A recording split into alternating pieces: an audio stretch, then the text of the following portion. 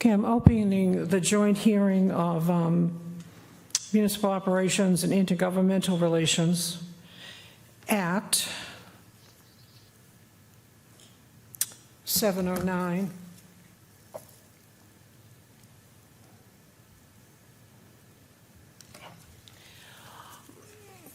Before I ask the audience, on all three agendas, it says Pledge of Allegiance. I think if we do it once, I think the Statue of Liberty will be satisfied. There's been a question as to why I don't stand for the pledge. I am disabled. I don't have to explain why I don't stand, but I pledge along with everyone else. So, those of you who are able, would you please stand for the Pledge of Allegiance?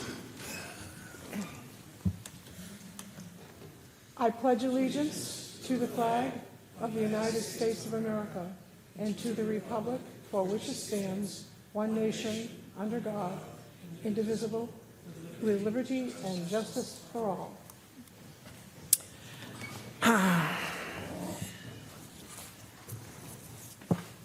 The first thing we need to do is establish a quorum for the committees.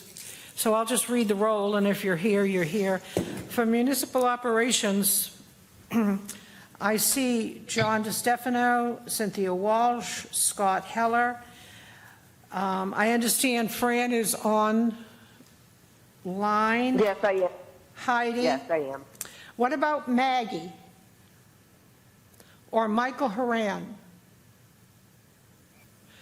Or Ilona Perkins? Okay, 5 is a quorum for our committee. On intergovernmental, I saw Jeffrey Blacker.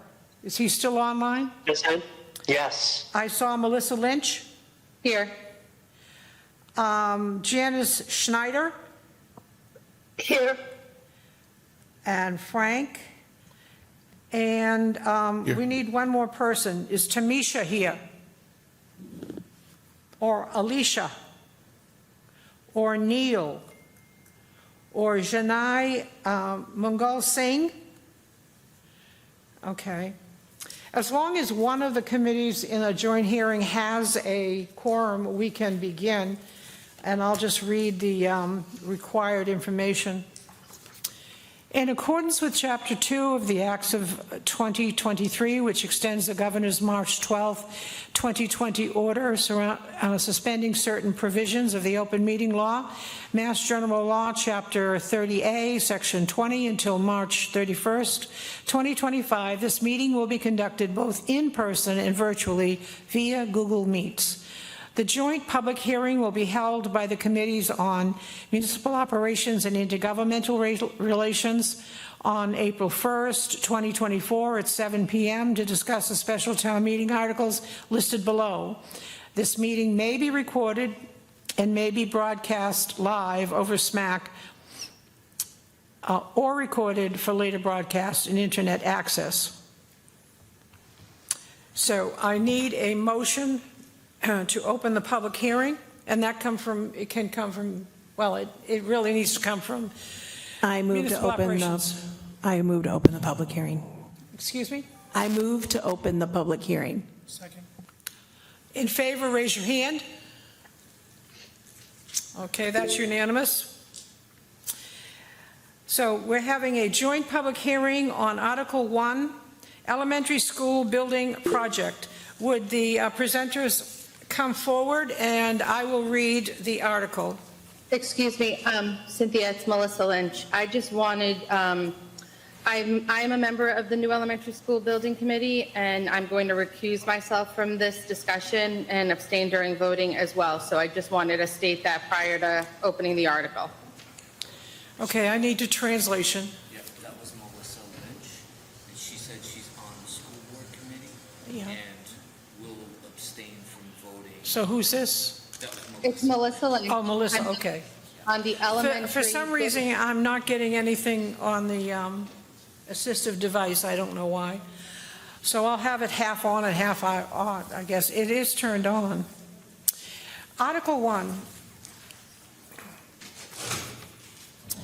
To see if the town of Stoughton will vote to raise and appropriate, transfer from available funds in the treasury, if any, and/or borrow a sufficient sum of money for the purpose of designing, constructing, originally equipping, and furnishing a new K through 5 elementary school and undertaking any and all related site development on town-owned property located off Park Street in Stoughton, known as parcel numbers 007-002-0, 065-133-0 and 076-006-0 on the Town of Stoughton Assessors Map to replace the existing South Elementary School and all incidental and related expenses, the project, pursuant to a construction contract procured in accordance with the provisions of Mass General Law, Chapter 149, or a contract utilizing construction management at-risk delivery method in accordance with the provisions of Mass General Law,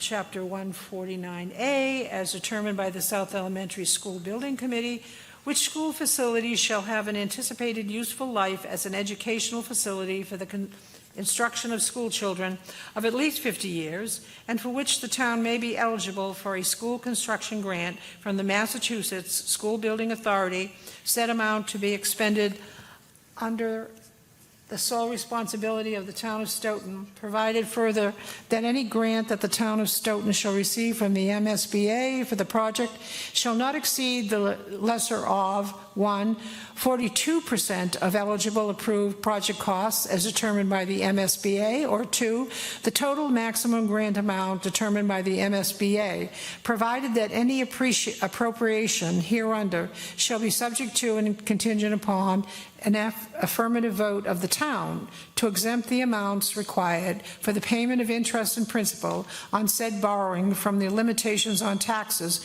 imposed by Mass General Law, Chapter 59, Section 21C, Proposition 2.5, that the amount of borrowing authorized pursuant to this vote will be reduced by any grant amounts set forth in the project funding agreement that may be executed between the town of Stoughton and the MSBA, or take any other action relative thereto. Okay. What I'm going to do is give the presenters approximately 10 minutes to make their case. Would you introduce yourselves, please, to the audience? Thank you, Madam Chair. I'm going to try to breeze through the preliminaries. To my right is Carl Franceschi of Drummy, Roseanne, and Anderson, the project architect.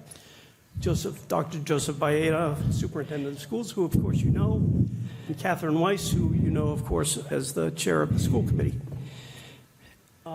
If I can, we have a presentation that we provided you, a PowerPoint. I don't know if there's someone. Do you want to control it? Joe, why don't you do this and I'll control that?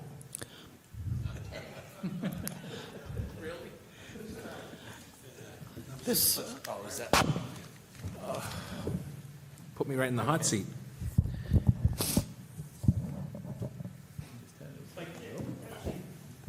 This works? Yeah. Great. So just briefly, we're going to run through quicker than we normally do our typical presentation. We're going to discuss how we got here to this point. And sure.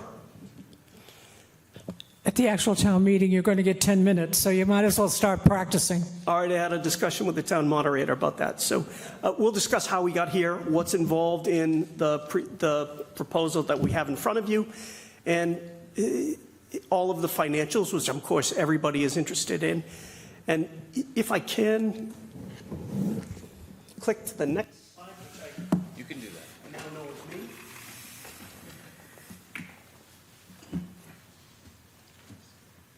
So I'm going to breeze through this so we can get into the substance. So this actually started back in 2010 with a facilities master plan. It was updated over the years in 2017, and I think 2023 was the last one. And if you go back to 2010, there was a need identified for significant improvements to the South School. including a possible reconstruction or construction of a new school. So over the years, we of course did the high school because that was a priority project, served the most amount of school children. This project has, over the years, just aged, and deferred maintenance has put it in the path that now something has to be done. So this committee, of course, the school building committee, was appointed to do a year-long feasibility study to analyze all of the options, including renovation, new construction, just a base repair, and to come up with a recommendation to town meeting for a solution to the facility's need. And that's what we have for you here tonight. So we have filed this special town meeting article, and unfortunately the timeline for submitting an article to town meeting, it didn't match the timeline that we were on in the feasibility study. So we couldn't make an annual town meeting warrant. Same exact thing happened with the high school. We had to bring a single, at that time, I think it was only a single article for that special town meeting warrant for the high school. And after the town meeting voted in early May, it was like May 8th of 2016, there was a vote in early June for the debt exclusion to accompany that. So we're on the same path as the high school project, and unfortunately it doesn't match up with the annual town meeting critical path, but we're here before you, and we appreciate all your time for a presentation on this particular article, being one of two now. So, and at that, why don't I kick right into Dr. Baeta, I think, is up next to get right into our presentation. So this is our project timeline. Carl, can you, well, so we're at the feasibility stage, you can see here, and the town meeting votes we've identified for May and August. There's a MSBA meeting in mid-April. Please correct me. I'm trying to get us into the substance of the presentation so we can. The other point on this timeline, just to point out, as you probably know, there have been numerous community meetings in the past year, too, to get us to this point. And we have made submission to the MSBA. They will be having their annual or monthly board meeting at the end of April, when the grant amount will be voted on and officially approved prior to your town meeting here in May. Great. Dr. Baeta. On and off. I will not read the PowerPoint, and I'm happy to send you the PowerPoint if you'd like, but I'll talk from the general perspective of the South Elementary School deficiencies. For any of you that have walked into the South Elementary School in recent times, you'll know that way back in 2007 through 10, literally there was a decision made that there would be no further work done at the South School in terms of, except for health and safety. And that, in fact, that would be, if you recall, the first MSBA project. Then that changed and became the high school project. So now this is the reason why we're back with the South. The continuation of the life cycle of that building has come to its end. Insufficient parking, cafeteria size, rights of privacy around where the nursing area is, as just examples, especially with the significant medical needs that we now see in children and the federal and state laws that we have to follow. Building safety in general, the life expectancy of this is gone. There is no dedicated kindergarten space area, as you know, and really, this would be, if this project goes forward and approved, it would be our first elementary 21st century project. And just keep in mind that the lifespan of these elementary schools through MSBA is 50 plus years. So only Ms. Walsh and I will still be here 50 years from now. No, she didn't laugh. Next.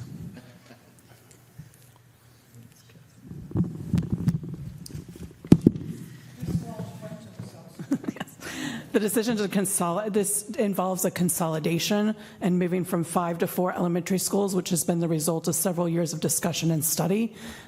This means that we would look at repurposing the Wilkins as well. We're not simply going to bus the kids from the Wilkins over to the south, but redistrict the entire town, which we're at the point of doing because we need to, our schools are overflowing at this point. This consolidated school would give us greater flexibility to deal with population bubbles in the future, dedicated classroom space for special education programs, which would keep more students in district, which would be better for the students and has financial benefits as well.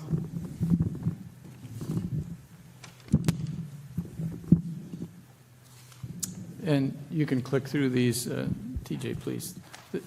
All school projects begin with a focus on the education plan, so-called.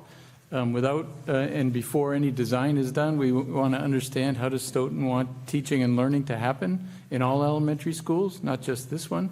And these are some of the highlights that came out of a very strong and unique education plan for this project. And you'll see how the design that's being proposed responds to each one of these, particularly the ones about separating upper elementary school grades and lower, the community aspect of the project, the way the building should embrace the out of doors, and the other points that are on there.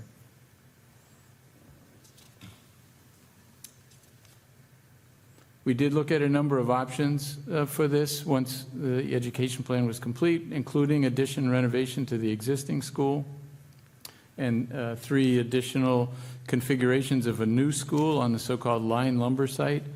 That's a piece of property off of Park Street that the town acquired back in the 1960s for school purposes, so now it's being put to use. And one thing to notice on this overall development plan is that the school and its surrounding development isn't utilizing the entire property. Some of it is being reserved for future use, not just to expand the school, but for other town uses perhaps on the property. We can zoom in a little bit closer to the plan of the building. The building is there in white, and you can see it's a so-called pinwheel design where it has 4 wings to the school. 2 of those wings are classroom wings. The other is an administration wing, and the 4th is sort of the community assembly spaces. But you can see with a plan like this how it provides and it sort of embraces the outdoor spaces off of each of those wings there, which are dedicated playgrounds for older kids and younger kids, paved areas directly off the cafeteria and kitchen and gymnasium. And it has separate access points for cars and buses. It's a great improvement over the current South School for those who are familiar with the vehicle access there. There's even a dedicated fire road and kindergarten drop-off around the school. So it should significantly improve the traffic. And then just to call your attention too to the community aspects, even at the site plan level, there's a so-called U12, under age 12 soccer field for community use as well as the school use. And then the paved areas include a basketball court and pickleball court, which will also be open to the community. And then the building will be very sustainable. All new schools in Massachusetts funded through the School Building Authority are so-called green schools, but this school will be one that's even sort of a more robust level than that, which actually gets the town 4 additional reimbursement points, which is significant monetarily in the size of their grant, and some of the elements that make it particularly energy efficient and environmentally friendly are there'll be geothermal heating and cooling for a portion of the building. It'll be an all-electric building, no fossil fuels, very energy efficient, some triple glazed windows in places, very limited water use, low flow fixtures. And then the roof is being utilized both for solar panels and for vegetated outdoor areas on the roof as well. So and we're working with your local sustainability committee on some of these initiatives. And I don't know if we have time to go through the video. Why don't we click right through it, TJ? And we'll go just to call the attention to the exterior there, those 2 circles, but that's okay. And the floor plans show you it's a 3-story building. That keeps the footprint more compact, so we utilize less of the forested area there. And you can sort of see the wings of the building there. And as we said, the blue ones are the classroom wings. There are 2 on each floor, and it starts with the youngest children on the ground floor for safety and access reasons. And then as you advance, you move up. So the second floor is second and third grade, and the top floor is fourth and fifth grade. And then the yellow areas are the community areas, which have that dedicated entrance. And those are the detailed floor plans, which you can see online. All this information is available on a very nice website maintained by the school department. We did put together a sort of fly-through. It takes a couple minutes, so that's why I say we can sort of go through that quickly. I know we want to get to the budget, which is next. If you click again quickly, I think it'll go to the next slide, TJ.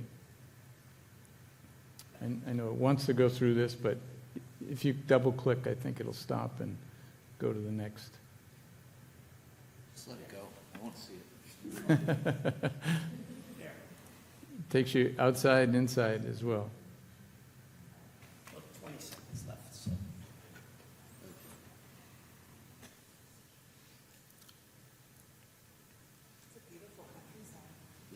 It is a nice site. We're trying to limit how many trees we cut down to keep as many trees close to the building as possible, in a sense, to make it feel more like a so-called school in the woods.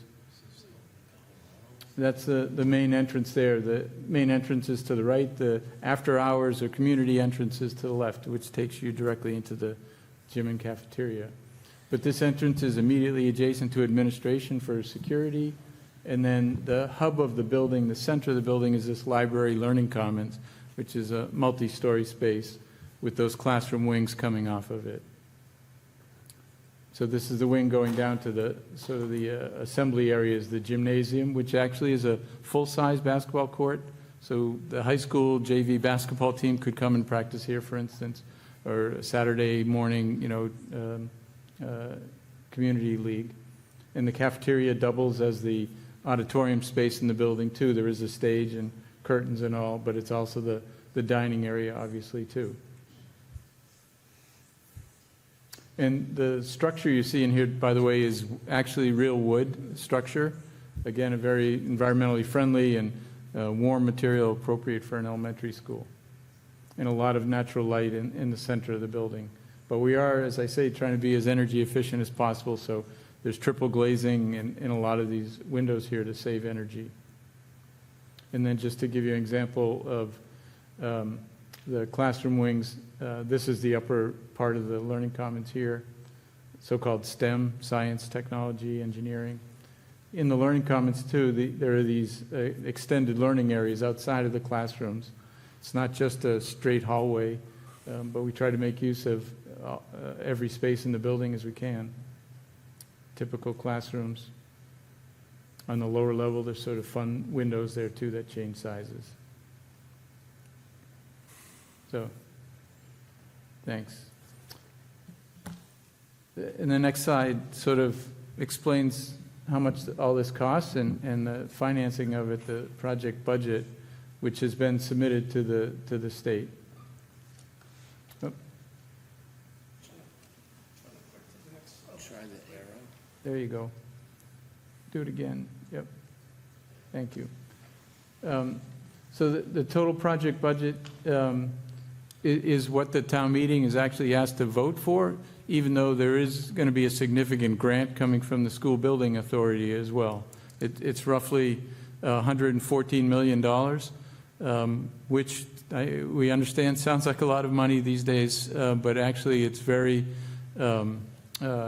within the average or below average of other elementary schools being built in the state these days. But that is a sort of turnkey cost. You should understand it includes not only the construction cost, but also furnishing and equipping fees and contingency too. So it's an all-in cost of $114 million, roughly somewhere in the vicinity of $47 million grant. That's being finalized, as we said, at the end of April's School Building Authority's board meeting. So the actual town share is more in the vicinity of $66 million. And there has been some calculation done as what the impact is for the average voter, or the average homeowner rather, property owner. That comes out somewhere in the vicinity of, what do we have it? It's somewhere between $400 and $410 per year for a 30-year bond. Can I interject here? Because just today, we've been trying to hone down that number a little bit better. That was estimated on a 4.5% borrowing rate. And I was told today that the town borrows much better than that, 4% over 20 years and 3% over 3.25 over 30 years. So we'll rerun these and should come underneath the estimates that we have there. I think that's it, TJ, we can go. So, one of the questions that always comes up at a vote like this is what happens if the vote is turned down? And just to give a few of the points, obviously, then the state funding wouldn't be available to the project. The building still has significant so-called deferred maintenance needs that have been estimated, for the next 5 to 10 years at least, to be significant in the, I think we had $35 million. Not that that's a requirement to be spent necessarily, but certainly some things are going to break sooner than others and need attention at some point. It's hard to predict. It's not the same as the amount of time that was spent on this feasibility study and coming up with an exact design and so forth. But it's an estimate to give you an approximation for comparison purposes of the significant needs of the existing building. So those will not go away. They'll need some attention and likely need, some kind of authorization from town meeting in the future to spend those kinds of dollars. And as we all know, construction costs continue to go up, so a delay is very unfortunate from that point of view as well. And as was pointed out, this project has significant amount of community benefits. TJ, you can wrap up. Sure, we're just about done. So I've said this before, if you've heard this presentation before, and I'll keep saying this, is that we have to do more than build a school for 550 students, 180 days a year. It's got to have more community benefit. It's got to be a community building and a school. School first for sure, but a community building and campus also. So you heard Carl Franceschi talk about the fields and things like that, and those are tangible things that we can do for the community. There's also, I say this from the high school, is that I think that was a big lift for this town, building the high school. I get people make comments on that all the time about how that was just a wonderful project, and I probably speak a little bit too personally about it because I had some involvement in it. But so this project in particular, the town has done a lot of planning in this area of town. Sewer down Park Street. Ms. Walsh, I know I don't need to tell you anything about the focus on this area of town. So sewer down Park Street, there's been some zoning studies done in that area, all because that seems to be an area of growth in the town. There are about 5,000 to 6,000 homes in that area of town, both on the Sumner Street side and the Park Street side, if you combine them. And this will serve as parklands. It will serve as a community center. This building has been built so that it can be accessible for community events.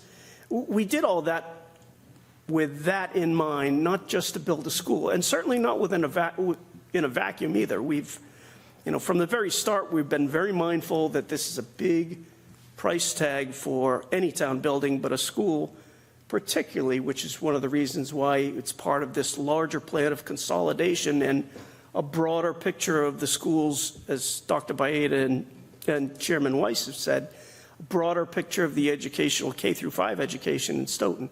From my perspective, I don't have kids in the school, don't plan on having any kids in the schools anytime soon. I look at it more as a community benefit project than I do as a school, for sure, personally. But I suspect that when we do build this building, it will be a community center for the south end of town, or I hope that it will, because there's a lot of land around there. There's a lot that we can do with this building.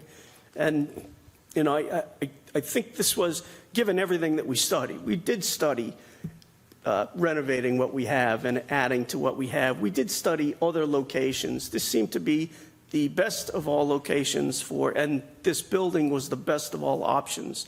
It's expensive, sure, but our schools, before we built the high school, the newest school that we had built was 1971.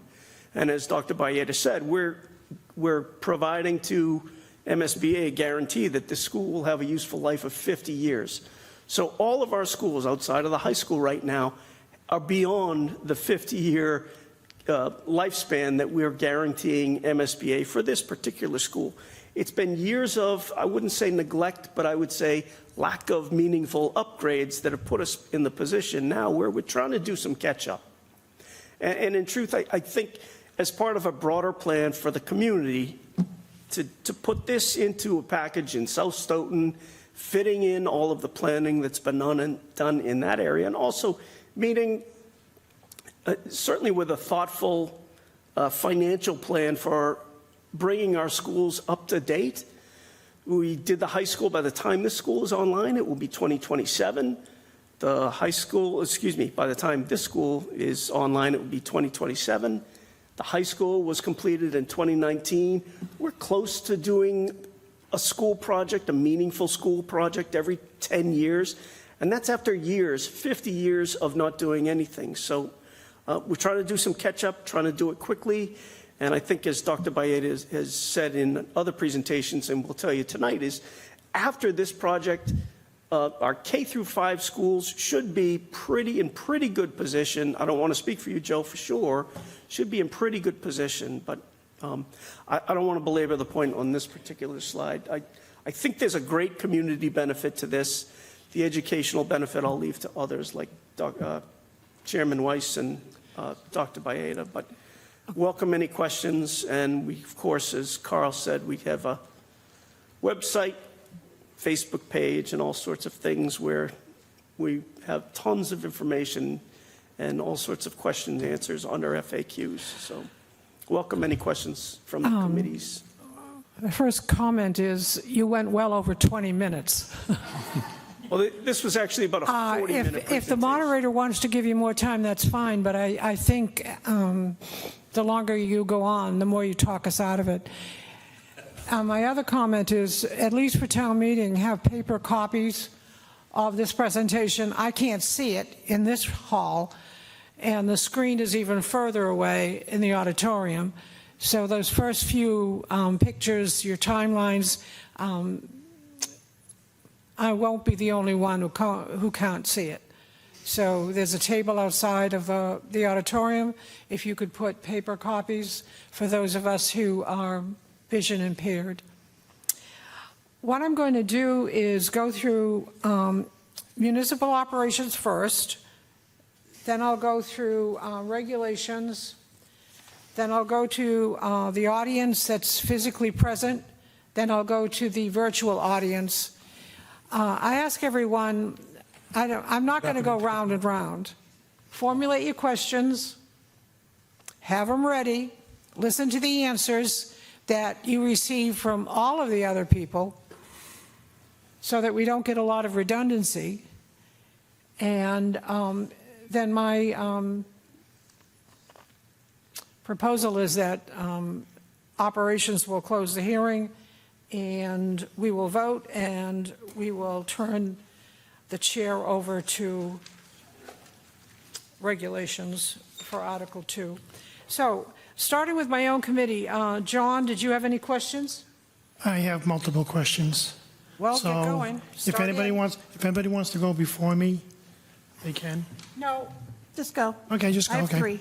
So it's my understanding that this school is going to cost the town more than the high school did. Am I correct? Well, how much was the high school? How much did the? 27 million. Yeah, but how much was the town portion of it?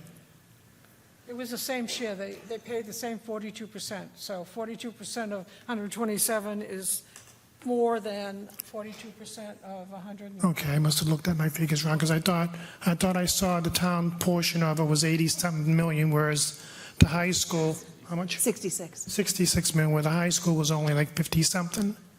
No, the high school never got 50 anything. Okay, then I stand corrected then. Now, exactly After 30 years. where is this school going to be built behind the current one? It is not literally behind it. In a contiguous parcel, there's some private land in between. The town owns a parcel a little bit further north off of Park Street.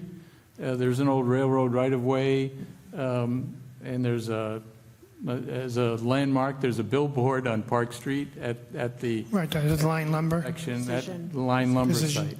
site. So this school can be accessed to Park Street or Ash Street? No, it's only accessed on a regular basis from Park Street. For an emergency, the site plan, I neglected to point out, has a emergency connection to Haynes Road, which is a subdivision road that's one street north Okay. of the entrance. My last question is, considering how many students the middle school has, why, I mean, I saw the presentation, yes, we need a new South School. Why wasn't the middle school, why are we replacing that before the South School? Because that, we all know that the middle school is had it. I mean, how much longer can the middle school last? The middle school is certainly up for consideration. That would be our next project. The South School was identified back in 2010 as needing replacement. It is not ADA compliant, and it is very difficult to retrofit it for ADA compliance. It was also built, in the 50s and 60s, long before we had special education classrooms and needs for all these pull-out spaces. The South is just in so much need. It was almost identified as having more need than the high school for replacement at that time, but the high school had a greater community need. We were in danger of losing accreditation. Certainly, the high school has a big use for the community in terms of the facilities. So the South School was just identified because of the pure need of it. Unfortunately, Mr. Dorr, the principal, is not here tonight, but energy efficiency, the building envelope, it has leaks everywhere. We actually have 2 sinkholes that opened up recently in the parking lot in the children's play area. So it is in desperate need of renovation, but the middle school is certainly very high on our list. It was very, very close, South High School, middle school. And my last question would be the Wilkins School. What exactly is going to be done with that, and the cost? Is the cost to do something with that and with this project, or is that separate? So currently, we have a subcommittee appointed by, through my office in the school committee that's working on that. We actually just met at 6 o'clock this evening. We'll be making a recommendation on the use of the Wilkins School, potentially the South School and the Jones School prior to town meeting. I anticipate those recommendations go to the school committee later this month.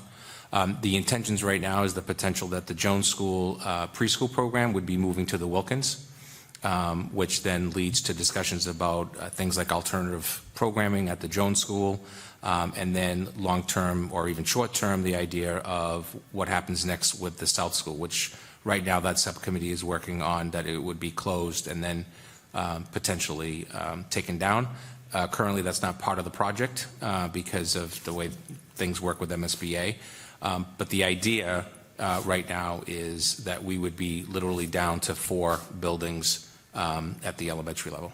Well, I know when I drive by the Wilkins School, I see the work going on there, and I say to myself, why are we doing this work? Yeah, That school is going to be closed. Yeah, so that's state work.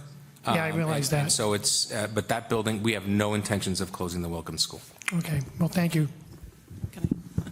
I just want to add, we have done some work on the Wilkins School through grants. The roof has been replaced somewhat recently. The windows have been replaced somewhat recently. So it is in good shape. It is a usable building for the foreseeable future, and that's why we're looking to repurpose it for potentially a preschool program. Yes, and tonight I also found out that we're looking at a federal grant so that the entire electrification of that building would be brand new through federal assistance, which literally would mean that your core of that building is solid and could be utilized long-term. So you're going to move the superintendent's office over to Wilkins School? Currently, that's under discussion, but more than likely not for a while. We want to base it on the needs of children first and foremost, and our preschool is at 150 students and growing every day. So we have some concerns around the ability of being able to just use the Jones School. So potentially long-term as a phase-out, it could happen. We actually asked today about the registration of the Jones School. Is it nationally registered and all of that stuff? But there's a potential long-term that the Jones School could also be closed. And just out of curiosity, how many students does the South School currently have? 312. 312. It's at capacity. Well, the middle school is over capacity, way over capacity. Yeah, to the middle school question, it's a great question. So one of the things that MSBA does every 10 years, besides every community doing their own research about which building to go for, is they actually go out and visit buildings every 10 years and actually score the buildings. And in that last report, actually, the South School was graded lower than the middle school was graded. So it actually supports the work that the town of Stoughton School Committee and prior superintendents have been doing and town meeting to justify that the high school was one, the South is two, the middle school is next, and then long-term, you're renovating additions to elementary schools. You're not building new elementary schools. Well, at least I'm just going to end it by, John, you said you had a last question. well, I'm going to end it right now. Questions ago. Well, we're lucky enough that the Dawes School and the Gibbons School are in really great shape. Correct. And I don't think we have to worry about them for a while. Correct. Thank you. Scott, do you have questions? I do. I have you. No, I'm kidding. So awesome presentation. I love the video, the fly-through. It's very cool. How is the parking increased? Like, what's it currently? What is it going to go up to? Because I didn't see a big footprint for that. It is a significant increase. I don't have those exact numbers, but obviously the enrollment in the school is going up because we are consolidating and redistricting. So from 300-something students, we're going to 500-something students. So the parking is increased more than proportionally, though, because the parking right now at South is insufficient, and there's a safety issue too of just separating buses from cars and pedestrians and so forth. In our site plan, we've got a dedicated parking lot for parents, a dedicated drop-off loop for parents separate from the bus loop, and a third drop-off area for kindergarten students. So there's more than enough for the day-to-day staff parking and visitors, and we've even calculated for events that because of the longer driveways, you can parallel park along the driveway and get all the cars, on a typical, say, parents' night or event in the gym or cafetorium. There's enough parking for that. I don't have the exact parking count, though, as I sit here. I'm sorry. Yeah, because I love the idea of the community space with the soccer fields and pickleball and basketball. I'm just wondering, will there be that capacity to, you're going to have games going on and basketball games and whatever else happening. I see a lot of overlap at the Gibbons School when there's soccer games going on, or when there's a concert day. Cars are pretty stacked around the neighborhood, right? So I feel like that's something to just keep in mind here in that case, and especially if you're adding public space for it too. So, yeah. We have planned for, as we say, for events, and I think the events at the school are probably more than any other community events would be. Yeah. Okay, that's great.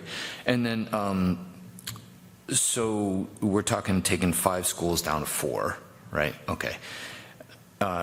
Does the number, the 114, does that include demolition of the current building? That's not in the project cost right now. Again, as the superintendent mentioned it, in the MSBA's calculations, they really want to restrict the project to what's happening on the project site, and any work beyond that is really not part of the project. We do include going slightly beyond the property line just to do improvements at Park Street to get the proper curb cuts and traffic lights and crosswalks, but beyond that, there's no work outside of and so the budget is just for the work of the school itself, not the current South School property. So what happens to that building? So if the subcommittee makes a recommendation to the school committee to take a vote, it would, let's just say it would be to close, then it would be enveloped. until the appropriate resources in order to be able to tear it down. There are options to look at. Outside the project, within the project, if there's savings in the project, for example, that could become a priority. So let's say the project came in X and you were able to save Y, you could say, let's tear this down. Tearing down buildings today is not at this, it's not the highest rate that I think, and I'll give it up to the professionals, but it's not the number that people think. Yeah. That said, you're going all in with anything to do with chemicals and asbestos and all that, all inclusive. You want to do it the right way and get it resolved the correct way. Sure. We do not see it currently as a subcommittee. We do not see it as a potential to house something more because of the concerns that we have long-term in terms of putting any money into something that I believe it's 07 was the vote that it would only be life and safety issues. That's going back 17 plus years. Yeah. So before my time, but the fact of the matter is it was decided at that time to do so. Sure. Thank you. One last question. The grants themselves. So we are asked to allocate the $114 million. I saw your line item said max grant, right? The determination of that, so do we front that money first and then we get reimbursed that upon completion of the project? How does that money come in? You appropriate the entire amount, that 114. You borrow what's necessary for the town's portion of it minus the grant. And the grant is actually a process by which Carl could explain better than I can, where certain components are qualified for reimbursement and certain components aren't. That isn't finalized until the end of the project, final auditing. Like on the high school, for example, we still had at the end certain things that were through final auditing either included or not included, and we were about $6 million plus or minus under appropriation. But if I remember Mr. Rowe at the time talking about how that would be borrowed, it was borrowed in tranches over the course of the beginning. So when the project started, there was, say, just for instance, like a $10 million tranche to fund the first 3 months or however long. Yeah. Then there was a period where Mr. Nassis was acting town manager, and he, I think, refinanced quite a bit of the debt and consolidated quite a bit of other projects under one borrowing plan that was, I think, overseen by Hilltop Securities, who's the bond advisor. And in the end, it was through a process of several tranches over the course of the project, which I assume would be done here. So, so when we estimate something like the cost, that's based on today's borrowing rate and a total amount of $66 million. But in fact, that will be borrowed over a period of time, I would assume. It's a policy choice by the town. But to your question, we don't go out and borrow $114 million and then reimburse by the grant. We only borrow the town's portion. All right. So if you're saying this is projected to be completed in 27, the last 3 years we saw price of goods go up substantially, right? How is that factored into this? Basically the inflation of materials. There's a healthy contingency. I'm sorry. That's the contingency. It is. There's, in addition to the contingency, in the price, the construction price itself, we had 2 independent cost estimators work on projecting out not just what would it cost today, but they look to the midpoint of construction. They use their best judgment in looking at trends and so forth to project and include escalation in there. So that is calculated in. And just to clarify too, on the MSBA, you do get reimbursed month by month. So you don't have to wait till the end of the job and front that $114 million and then wait for reimbursement. That's one of the very positive things about the relatively new school building authority, is that they do reimburse on a month-by-month basis. And at the very end, then they do audit. They hold back the last 5% to allow them to do an audit to determine, as TJ mentioned, there are some ineligible expenses that don't get reimbursed. That's why they always qualify and say that their maximum grant is such. Got it. All right. Thank you. Heidi? Well, my 3 questions turned into more, but some of them are really easy. I understand there's going to be like a community component to the school, and I think that's great, and there's a secondary door. Is that with keeping in mind like voting access? It could be, yes, so that the public could be safely segregated from the students if Okay. if it were held on a school day. Okay, thank you. My other question is, if you're going to have the redistricting, and the idea is to have like 2 schools merged under one building, would you still have one principal for double the amount of students? Or would you have like one principal for the littles and then one principal for the olders? How does that factor into all of this? Right, so we don't have a final answer on that yet, but a traditional system would be, with a building this side, would be a principal with an assistant principal. You could have a discussion of a K2 principal with a 3-5. Most school systems are not going in that direction for a number of different things, typically because you want the instructional leader within one building to be your principal. So those are things that will be considered as we reorg, and that is a vote of the school committee because that is a reorganization of administration. So that would be coming into play probably as we're beginning to think about the layout, the final layout of the school and so on and so forth. Okay. And then I know that you guys work on different numbers and different, you count the kids like in the neighborhood, so to speak, but have you also taken in consideration the new apartments that are being put up in such an untimely time for our community?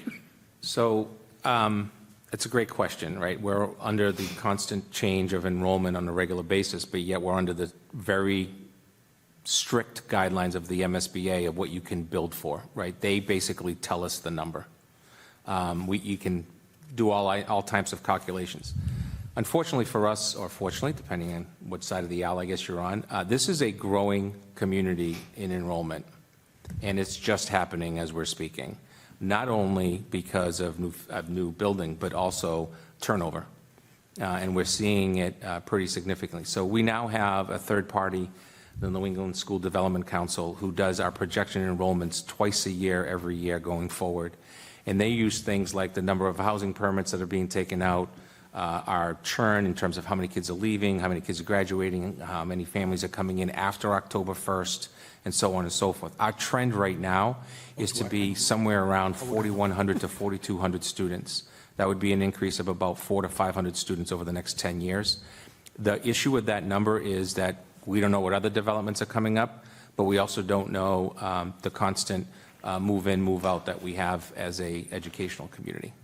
So it's tough. I can tell you right now that TJ and the group were all involved with the high school project in terms of enrollment. That came in at 1,086 students, and we're at over 1,100 right now, 1,115 as of today. And that's projected to be a really high number over the next 10 years. Thank you. And then 2 questions, you said? No, I said I had more than 2. I thought I had 3, but okay. then All right, keep as going. everybody was Keep asking their going. questions, I got more. So when we did the high school, there was a threat of accreditation.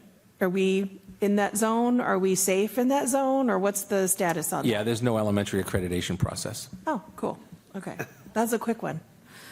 And then I know that the school district is renting out non-school district facilities for after-school activities. Would this be something where more kids could be housed in after-school activities at this school? Or how is that going? Have you thought about that yet? Am I jumping the gun so again? we actually had some of those discussions in the subcommittee discussions this evening around the whole idea of one of the major issues, for example, that happens in our preschool with the half day is where do the kids go afterwards? And so we lose some of our students because the parents can't do the split day because of the schedule. But when you're looking at after-school programs, that would potentially, our Stoughton Extended Day or any other program that the district is involved with could actually utilize not only this building, but would actually have access to the Wilkins as well. And can I add, this building could be a great consolidated space for summer programs. We could, because it will be air conditioned, it will have all sorts of ability to shut off wings that we don't use. It could be a space that really makes sense for summer programs, consolidating all the summer programs for the district, or, you know, so replacing the South School certainly with their playground and their playground, the rec department's programs. Thank you. That's a great segue into my next question, which is also my last question. Does the price tag of the school include the on-site playgrounds? I saw there were 2 playgrounds probably for the littles and the olders. Is that within that, or is that something that we'd go through preservation funds? Within the project. Okay.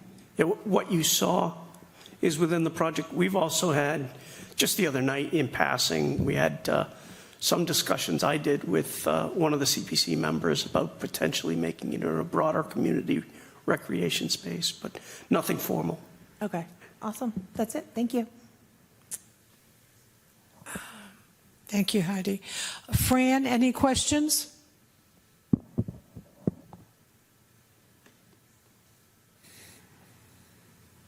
Hi, this is Fran. I was wondering what some of the consequences would be if this didn't pass town meeting. Well, I've been dying to say this all night, so I might as well say it now. We're redistricting this district at the elementary level regardless of the vote, because that's how tight we are with enrollment in K-5. So let's just put that out there so that, you know, people are getting the facts. So if this doesn't pass town meeting, it won't go to the voters. It's dead on arrival. We don't have an election. So what that would cause is for us to go back and really have to take a look at doing upgrades that will have zero support from MSBA or any other third party. There's a current community, actually quite wealthy community, that voted down a project, and they haven't been back for over 2 years with MSBA, because that's MSBA. They've already spent a lot of time and effort to continue to move this project over. They don't want to spend the money and then come back right away and say, you know, do you have the support for X, Y, Z? And as Carl noted in the no comment on the no issues, the number of significant issues that need to be done at the South School also requires for us to really take a look at things like moving students into modular classrooms while things are getting fixed, because you'll have to do all your abatements. You know, you get interesting roof lines over there, you know, in terms of the way the building's built. You have interesting flow in terms of bedrock on the right, and it flows down into wetter land. We just recently had 2 situations in the parking lots because of the heavy amount of water. It hasn't even been snow, as we know. So those would all be concerning, because those would either be coming back as operational costs through borrowing, in other words, borrow and borrow without a debt exclusion, or a debt exclusion to do whatever amount of $1 million needs to be done, but with no grant attached to it. So those would be some of the things that the town would have to consider. Okay, thank you. That answered my question. I wanted to add that the MSBA, in terms of their... She seems to be satisfied. Are you satisfied with your... Fran, did you have any other questions? No, I do not have any other questions. Okay. Scott, has anyone else from Municipal Operations shown up? No. Okay, so we'll move to intergovernmental.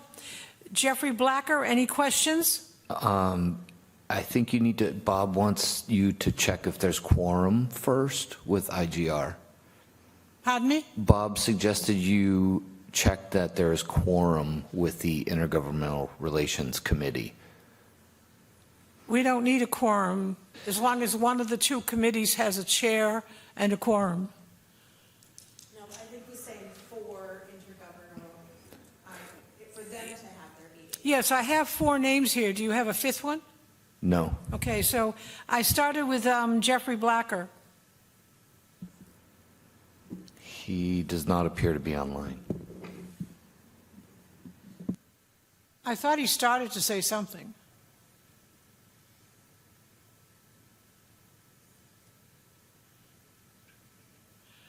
Okay, what about Melissa Lynch? You recused yourself. Correct. Okay, so on to Janice Schneider.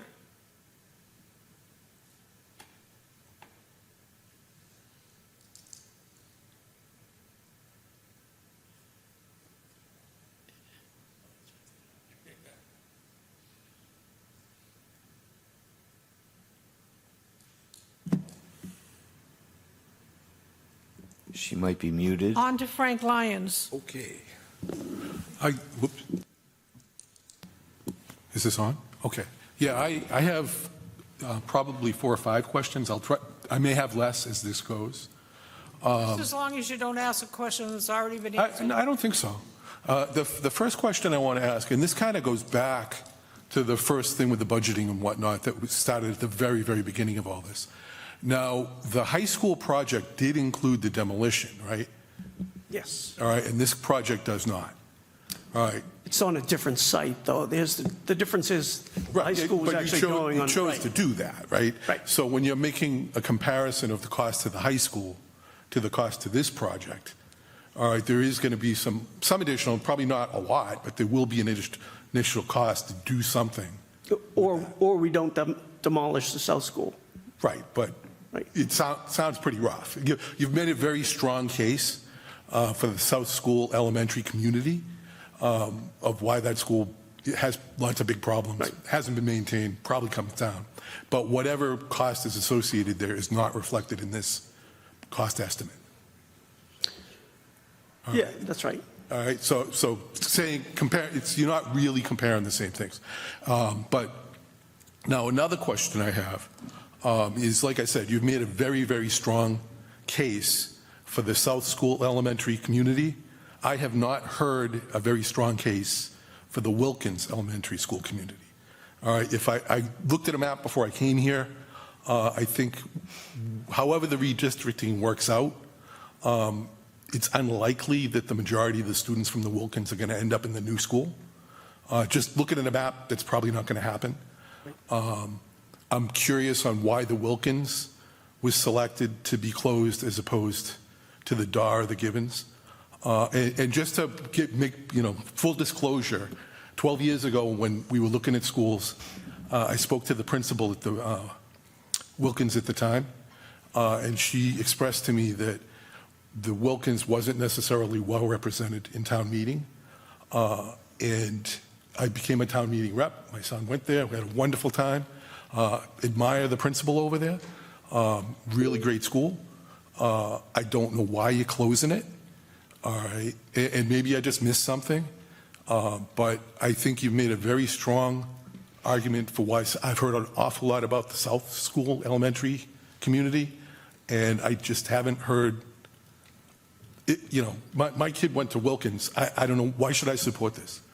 All right, because he's probably going to end up, if he were going now, he would be going to an old school, all right, probably not the new school. A lot of improvements have been made to the Wilkins, as were pointed out. I'm just wondering, I live in the precinct 8. I'm also representing the folks there. How is this a good deal for them? The Wilkins School, one of the major issues, and unfortunately Ms. Monahan couldn't be here tonight, is the size of the classrooms. The size of the classrooms are undersized compared to the ones in the other schools. The Gibbons and the Daw in particular have very large classrooms, which are considered more appropriately sized for elementary school programs. The Wilkins also has issues with undersized cafetorium, undersized gym facilities, undersized learning commons facilities compared to the other schools. So it is true that it is unlikely that the majority of the Wilkins students would go to the new school, but they would go to a school that would have larger sized classrooms, that would have a larger sized learning commons, would have slightly better accessibility. But it wouldn't have a new playground. It wouldn't have all the improvements that have made. If they went to the Hanson, they would have a new playground because there is a new playground going on at the Hanson. Right, they would not have the new playground at the Wilkins. That is correct. The state money that's being used to fix that up, all right, one of the big things with that is to make it a walkable school, all right, which makes sense with elementary school students, but I'm not sure it makes sense with younger students. So I think there's a couple of things going on here. First and foremost is the Wilkins, the Dodd, the Hanson, and the Gibbons are nowhere on the MSBA site to be new buildings, renovated or otherwise at this time. They're just not on those sites at all. As a matter of fact, Stoughton it's the south. Then the idea was to do the consolidation, to be quite honest, because of some of the issues that we already know we have at the Jones. And the consolidation effort here is that as an elementary school, it's the only elementary school on the MSBA list. The Wilkins or the South? The South. The Wilkins is not. Oh, no, I'm not arguing the South. I Right. mean, And I just so don't- it became. why Wilkins? So then it became, well, then it comes down to where do we actually put students? So we kept the Wilkins because in the last X number of years before my arrival, roof, windows, bathrooms, sewer system connection, and now the state's working on the front of that. So for us, with a growing preschool and consolidating elementary schools, it makes effort. It sounds to me like that's the place where the preschool is going to be going. In terms of redistricting, we could redistrict, like I said earlier, we could be redistricting, if it's a no vote, we're going to be redistricting and kids are going, nobody's going to a new school. We're all going to old schools and we're going to schools with modular classrooms because that's where we're headed. And that's a concern. Both the Daw and the Gibbons are on our list are renovation additions in the down the line. The next school, as you know, would be the middle school. Especially if we continue with the enrollment issues that we have. So you could have a student that's at the Gibbons who ends up at the South. You could end up with a child from the Wilkins at the South, or a child from the Daw at the, potentially at the South. Again, looking at how the redistricting works, and I've done it once before, you have to look at a number of things, and one of them is numbers. How many students can actually fit at the Daw while you're growing? How many kids can actually fit at the Hanson while we're growing? How many kids, and so on. But we know that one school will be around that 515 mark, give or take, the new school. So we know, and we currently have almost 1,700 students in elementary level and growing. We also know that the Wilkins gives us the space, I think I already said this, for a growing preschool program, including down the road, a lot of discussions at the state level, as you know, about universal pre-K, which we would have no other building that we could use except for the Wilkins. So I believe that's one of the reasons why, at the time, the choice was made to consolidate that part of town, if you will, which I hear your argument, and, going back to my town meeting days about precinct 8 being, or precinct 8 being, not as involved part of town. I mean, that goes back to... We are now. Right. Well, that goes back to when I was at town meeting in the 90s, where, it was hard to even get town meeting members back in those days. So this was an educational decision for long-term planning for the district. The long-term plan is that, your Wilkins is your preschool, and then you've got renovation additions going on at least 2 of your elementary schools, and potentially even closing another school way after I'm your superintendent, but still within a long-term plan. The community cannot afford continuous rebuilding of buildings with 300 kids at $60, $70, $80 million. We just can't. And so I think the decisions was made that consolidation and getting a building, quote, offline in the traditional sense. And like I said earlier, this could also mean that the Jones School is coming offline in the very near future, depending on what the committee wants to utilize it for. An example of that would be alternative education, where we don't have an alternative education site, if you will, for students when we need a 45-day suspension, when we need students that need attention to behavioral issues and all of that. We just don't have that, especially in 6 to 8 and 9 to 12. So there's a potential for that. And those, by the way, those are 6-figure numbers every time a student goes out. Yeah, thank you. I mean, I'm trying to help you, all right, because I'm just concerned that when you get outside the South School elementary community, it's going to be a tough sell, all right? Yep. Oh, okay, I'm done. Did you have any more questions? Nope. Done. Heidi? I'm all set, thank you. John?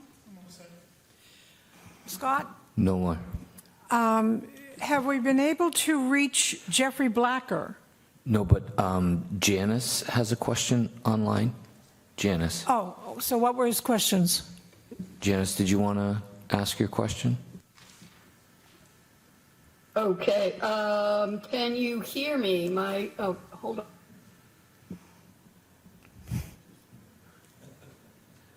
That sounds like Janice. It was. Okay, what's her question? Well, she just accidentally hung up, but I can tell you that her question was, I'd like to understand the tax impact given that we're finishing up building the fire station. What was her question again? It says, I'd like to understand the tax impact, given that we're finishing up the fire station. That was in the presentation. Okay, didn't you say $400 or $410 in your presentation?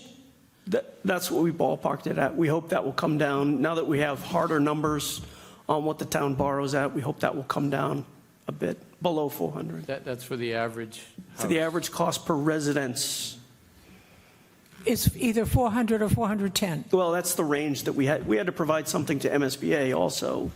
So that was the range that we added based on publicly available sources that we. Did she have any others? She's back. Janice, you're muted. Did you catch the answer to that question? I did not, and thank you for checking. I hit the wrong button and managed to completely disconnect myself. I apologize.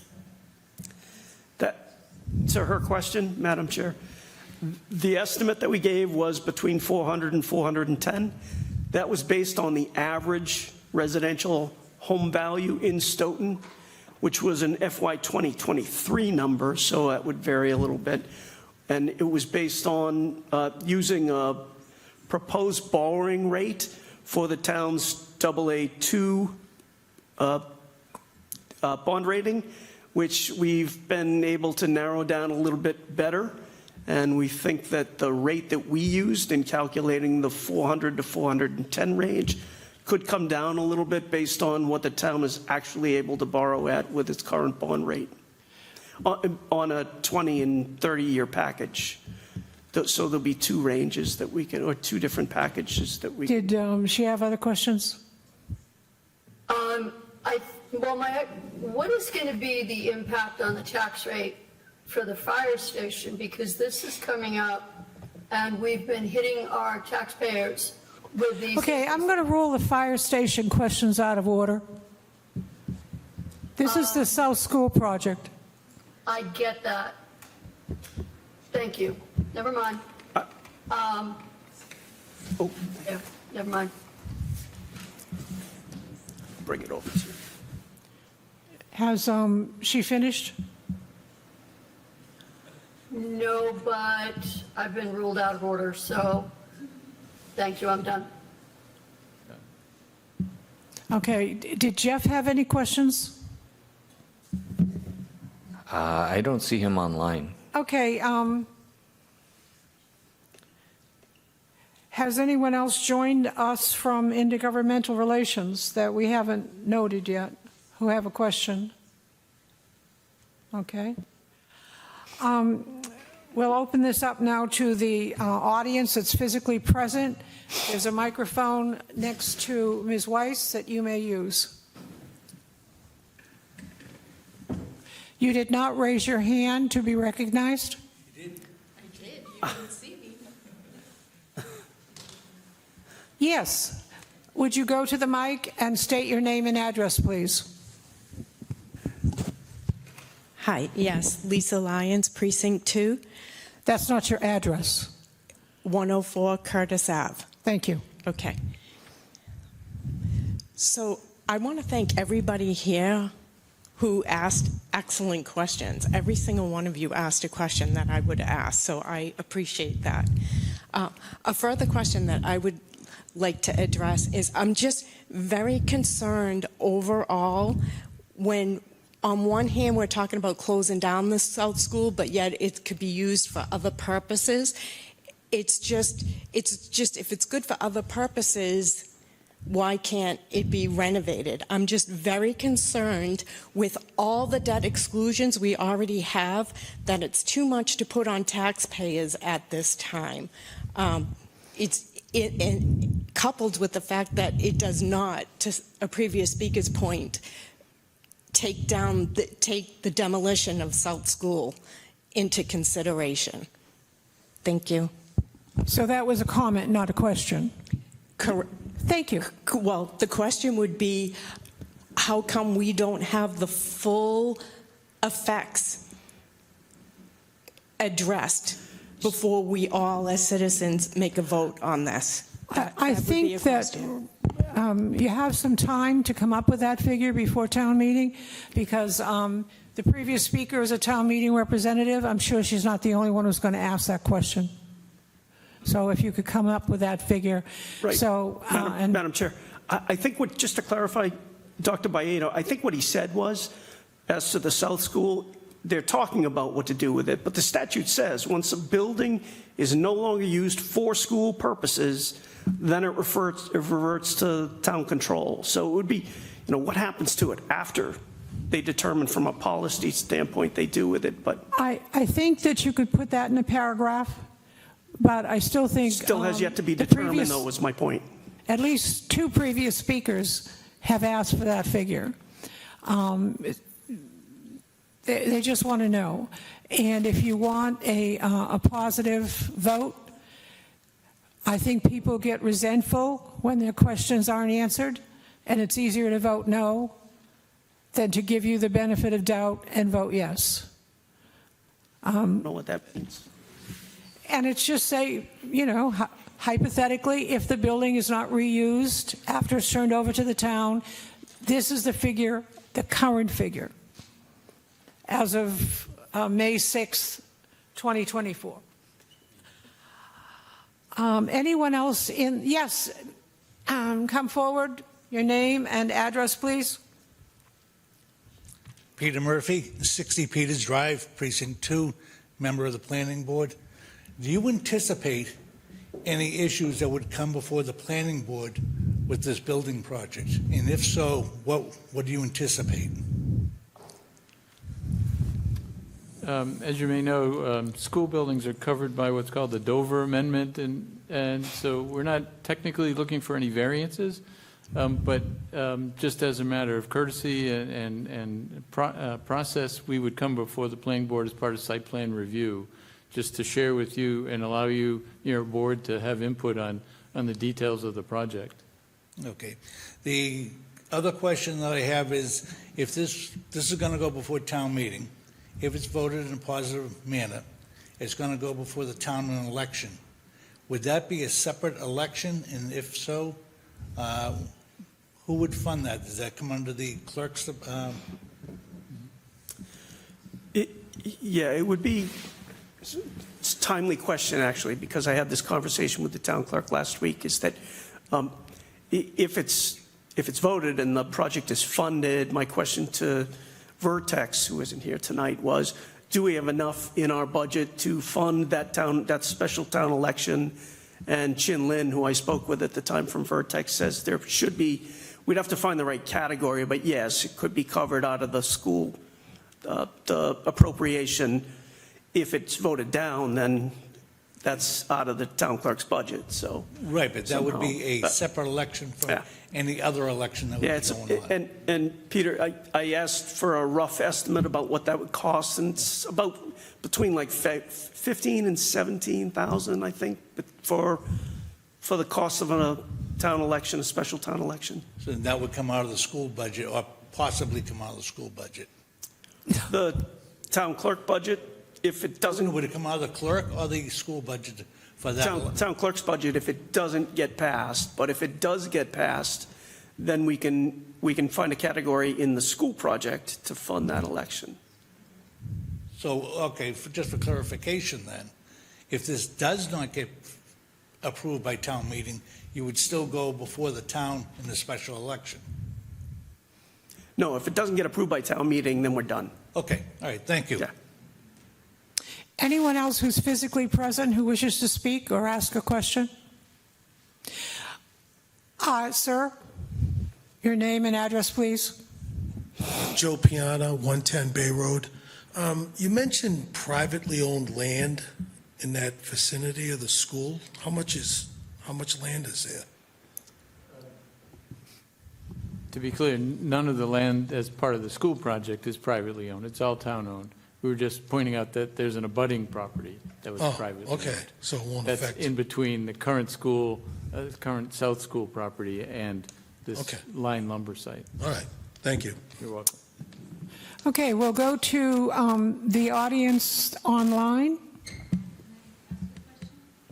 You're going to need to raise your hand. Oh, I'm sorry. Would you come forward? State your name and address, please.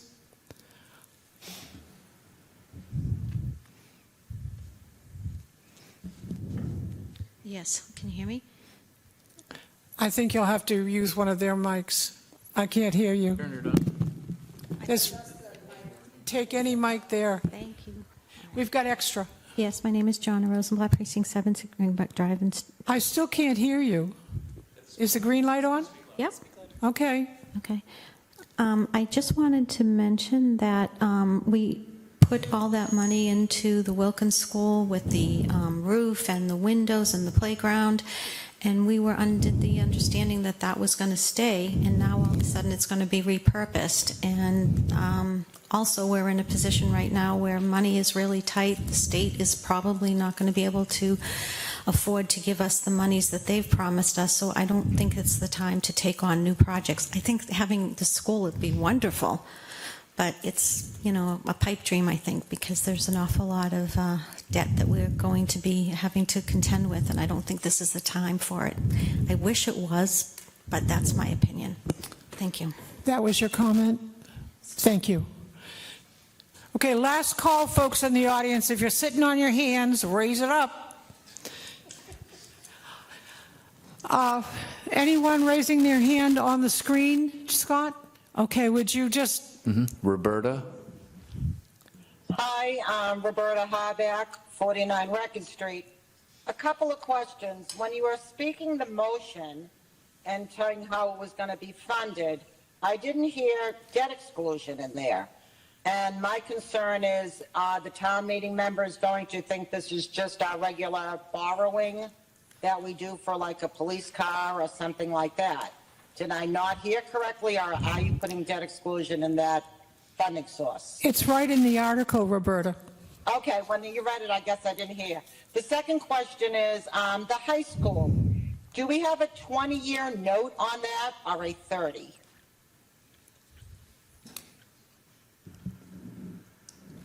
I don't know for sure, but I believe it's 30. Okay. Okay, I thought it was 20, TJ. So is this, don't hold me to it, so is this school, the New South School, I'm going to call it, a 20-year note or a 30-year note for that $410? No way we know. Actually, that's a policy decision for the select board and the town treasurer to figure out in 2025. Yeah, the high school borrowing is 20 years. I remember they said 20 or 30, and it was 20. Thank you, Cynthia. So what I'm getting at is, I mean, if you have a mortgage 20 years versus 30 years, you know, there's a big discrepancy from 410. You had to base that 410 on basing it on a 20-year note or a 30-year note. No, it was based on 30 because my understanding, you're correct, Cynthia, that the initial borrowing package was 20. My understanding was that that was all refinanced to 30. But I'll certainly double check that. That's why we based it on 30 at that point. But it won't matter to me anyway, 20 or 30, I won't be here. Yeah. No, I guess I'm surprised, TJ, if we voted a debt exclusion for 20 years, that the town could say, okay, no, now you have to pay another 10 more years. That just doesn't seem kosher to me. But anyways, you answered my questions. Thank you very much. Thank you for your question. Cynthia, I'm looking at just a point of clarification. I'm looking at an article from the Enterprise, and it said a 20-year bond. Okay. Scott, that was initial. For sure, that was initial. Okay. I think we need some clarification. Wait a second. On that. I'm sorry, Cynthia. Yeah. Right now, there are people online who have questions. I'll come back to the board if that's what's required. Any other questions from the public? Janice Schneider. Yes, she has a question. Oh, Janice, who is a member of Intergovernmental. Do you have another question? I did. There was a reference earlier that when the school build is complete, the old school would revert back to the town. The building would revert back to the town. And my question is, what happens to the land? Does it become town land and we can basically do what the town can do whatever it wants with it? We're all nodding yes, Janice. Oh, good, good. I do think that question may come up at town meeting. So I have to tell you, I think a new school is a great idea. I think that building a new school benefits the entire town. I do not have any children in the school system, but I appreciate the level of the school, so thank you very much for the efforts. Okay, anyone else, Scott? Okay, last round. Heidi, anything else? I'm good. John? Well, now I'm concerned because it was to my understanding that the high school bond was for 20 years. You're saying it's for 30? No, time out. The building committee doesn't determine any of this. Those are all policy decisions for the select board and the town treasurer to figure out how best to pay for it under our borrowing plan. We have a securities firm, Hilltop Securities, that actually advises the town on that. And we've gotten reports from them a couple times to see whether this is within the town's borrowing capacity, which it is, quite comfortably is. The question is whether it's affordable, and that's when the select board and the treasurer get involved and figure out what's the best borrowing plan that they should decide on. All this committee does, and this is to your question and to somebody else's question about, why we don't do this project or that. This committee was commissioned for a very specific purpose, to decide based on needs, specifically a South School and district-wide facilities needs, what would be the best project to meet those needs. So we've done that over the course of the next year. How we pay for it, the borrowing and whatever else, we find the most cost-effective price. We present it to town meeting, to the select board, school committee, and to the voters to figure out how and if they want to pay for it. And at that point, our recommendation and our job is complete. Then we oversee building, of course, but just for present purposes, we don't decide that. Those decisions, by the way, won't come for another year anyway, because we won't start borrowing until 2025, excuse me. Well, I'm using the high school as an example. So which is it? Is it 20 years or is it 30 years? I think the time. All I said was, from my understanding, was initially the borrowing package was 20 years, and I know that because I was on the Board of Selectmen at the time. I believe Mr. Anastas, when he was the acting town manager at the time, I think he consolidated quite a bit of the town's debt and changed it, and I thought I had heard that it was 30 years. Now that's separate and apart, but as Heidi pointed out, initially the borrowing package was 20 years, and I know that because I was one of the people that voted on that. But this, whether it's 20 or 30, that's a policy decision for the select board when the time for borrowing comes. Well, I just think that a majority of the town thinks the high school has a 20-year bond. It might, for all I know, but And I think they're going to be surprised if they hear it's 30. So I think has nothing to do with what we're doing here tonight, though. I understand we're talking about the South School, but I'm just saying, you want the South School to be 30-year bond. No. We don't decide that. All we do is we provide what we think is an estimate on the cost per taxpayer based on 20. I can run it at 30. I can run it at 20. John, Whatever the estimate will be, we can't can answer the provide question. that. Okay, all right, thank you. More than he's answered it three Right. times. Thank you. That these folks don't make that decision. Okay. I'd like a motion to close the public hearing from someone on municipal operations. I move to close. In favor, raise your hand. Okay. I'm just going to poll the members. Well,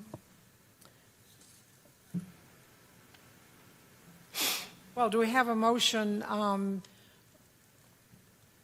Motion to approve. Approve. Motion to approve. Second. Okay, now we have discussion. Anyone on the committee? Okay. Then municipal operations will vote. John? I'm going to abstain. Okay. Scott? Yes. Fran? Yes. Heidi? Yes. And I'm voting yes. So So it's 4 yeses, 1 abstention. Now, even though you don't have a quorum, just for the sake of whatever, I'm going to ask Intergovernmental Relations how they would vote. Jeff?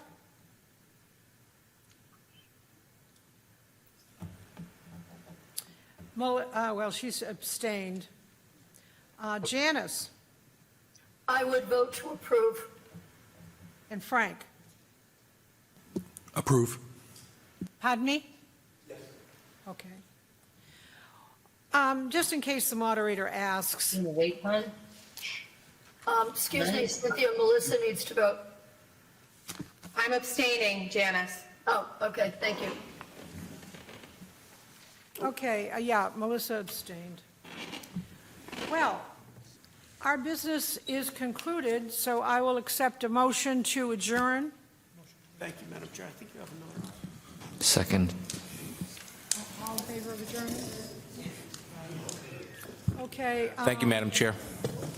Thank you, especially the folks that came for Article 2. Thank you for your incredible patience, but there's just so much I can do to truncate these things.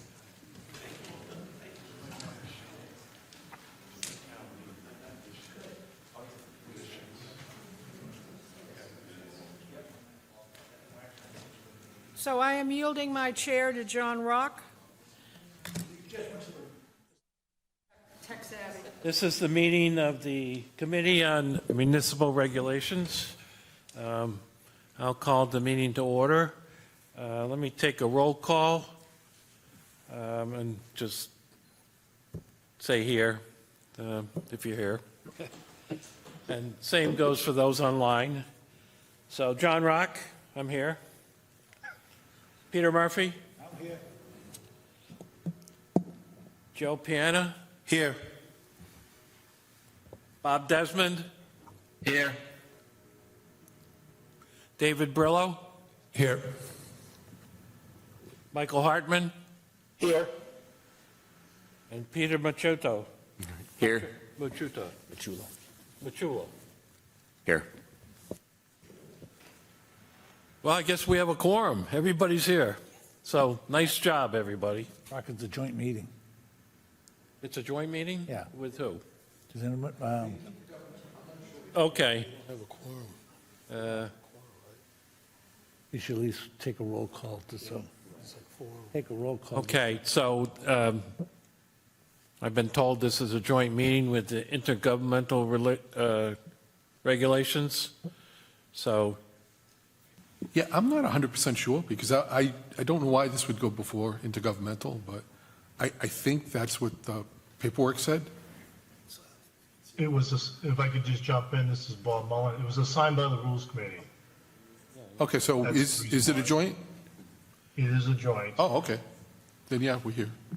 so can someone from the Intergovernmental I don't know if they have a Relations. quorum, but let me just, if I Yeah, could just jump in there for, help you out, John. Melissa Lynch, Here.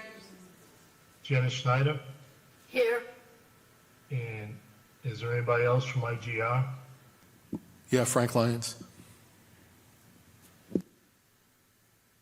Okay, there's 3 of them. There's not a quorum, but they can ask questions and everything. And as Cynthia said, that if you open the meeting, for a motion public hearing, they can participate too. So take it away, John. I make a motion that we open the public hearing for municipal regulations. Do we have a second? Second. Okay, I'll take a roll call. John Rock, yes. Peter Murphy? Yes. Joe Piana? Yes. Robert Desmond? Yes. David Brillo? Yes. Michael Hardman? Yes. And Peter Machulo? Yes. Okay, the public meeting is now open. And we're here to consider Article 2. It's a petition article. I'll read it. It's Article 71 in the town meeting warrant. Climate Action Plan Committee, proposed motion that the town vote to dissolve the Climate Action Committee that was established in town, meeting May 2023, and comprised of 9 members as follows. The town energy manager, 1 member be a town employee appointed by the town manager, 1 member be appointed by the Stoughton Energy and Sustainability Committee, 6 members to be appointed. It says sex members, but that might be a misprint. 6 members to be appointed by the select board following posting of openings. The proposed article. Whereas this is an article proposal to dissolve the Climate Action Committee for the following reasons. Number 1, said committee was formed for the purpose of gathering information and reporting back to town meeting at no cost to the taxpayer. Now said committee is seeking $100,000 of taxpayer monies to hire a consultant to do what the committee was charged to do themselves. Furthermore, much of this information is already available in the town hall. 2, this committee is one-sided and completely intolerant of diversity of thought or the DEI concept that certain members were prevented from joining.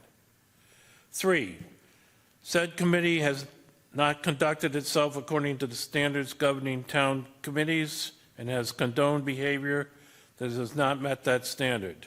4, overstepping the purview of the article that was passed. And that's it. And it's requested by Jonna Rosenblatt. Mr. Chair, this is Bob Mullen. If I could just clarify something for you. It's Article 2 of the special town meeting. Okay. That petition was just referencing the prior article. Okay, it's Article 2 of the special town meeting. Thank you. So I guess next we'll ask for a presentation by the petitioner.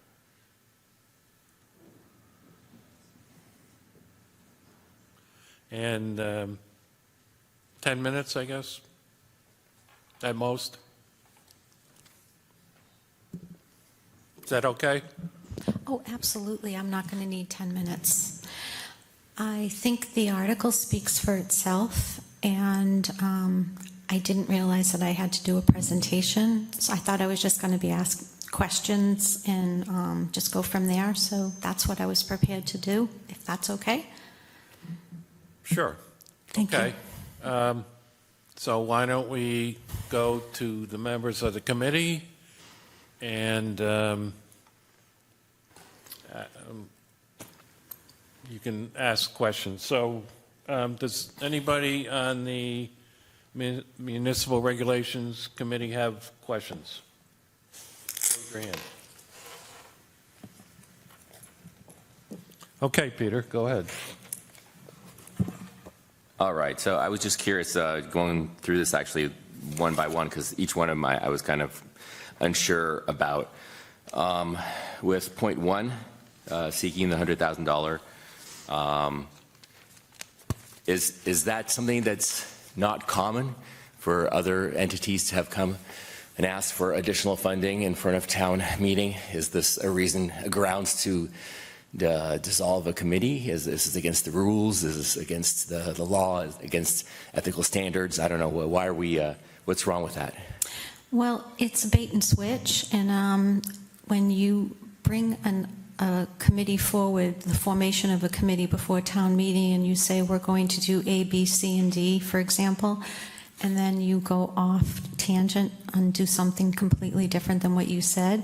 For example, it states in Exhibit A of their proposal that they were going to go after grant money. That's fine. However, once they didn't receive the grant money, they just arbitrarily bait and switched and said, now we're going to ask for a consultant for $100,000 of taxpayer money at a time when we're really in a lot of financial trouble. So in that regard, it isn't a fair way of doing things. Also, if you look at the town hall, there's an abundance of information. I got a thumb drive from Bill Roth filled with an abundance of information. And also, if you go to the different towns, the state level, and on a federal level, there's so much information that I don't feel that we really need to spend monies. And a lot of the townspeople also felt that way, because I started on a Thursday night getting petitions, signatures for the petition, and I got almost up to 300 by Tuesday, and I had to turn some people away because I couldn't gather up all the signature sheets. So I think we should respect what the townspeople want. I'm just curious, clarification, isn't bait and switch where you bait with something and then switch it up? Having this become an article that goes in front of town meeting, wouldn't that then give town meeting individuals, not this article, but the $100,000, isn't that asking permission with another article? Isn't that not bait and switching? No, it is bait and switching. That's what everybody seemed to think when I spoke to them and I got them to sign the petition. Everybody agreed. It was phenomenal how many people felt that way. And I guess if there's a lot of people that feel that way, then this petition should move forward so the people can be heard. Okay. As far as the one-sided, point two here, where we go, one-sided intolerant against diversity and certain members being prevented from joining. Looking at the rules for the setting up of the Climate Action Committee, I look at who is appointed and then who is, one person has to be the town energy manager, one person has to be employee, and then you've got the 6 members that are appointed by the select board. Mm-hmm. Nowhere on here do I see that anyone is being appointed by the Climate Action Committee. Right, but... So how could you be claiming the Climate Action, the reason to dissolve the Climate Action Committee? Let me explain. Is It's a great question. I understand what you're saying. What happened was there were 5 of us for 6 positions that showed up for the interview for in front of the town, in front of the selectmen. And you had to have your application in, I don't remember off the top of my head, it's in this paperwork. If you want me to go through it, I'll try to remember the exact date. But let's say hypothetically it was by September 8th and then the interview was on September 15th. All of us who were sitting there waiting to be interviewed all had our paperwork in on time. One person got their paperwork in on the day of the interview. Not only that, they didn't even show up.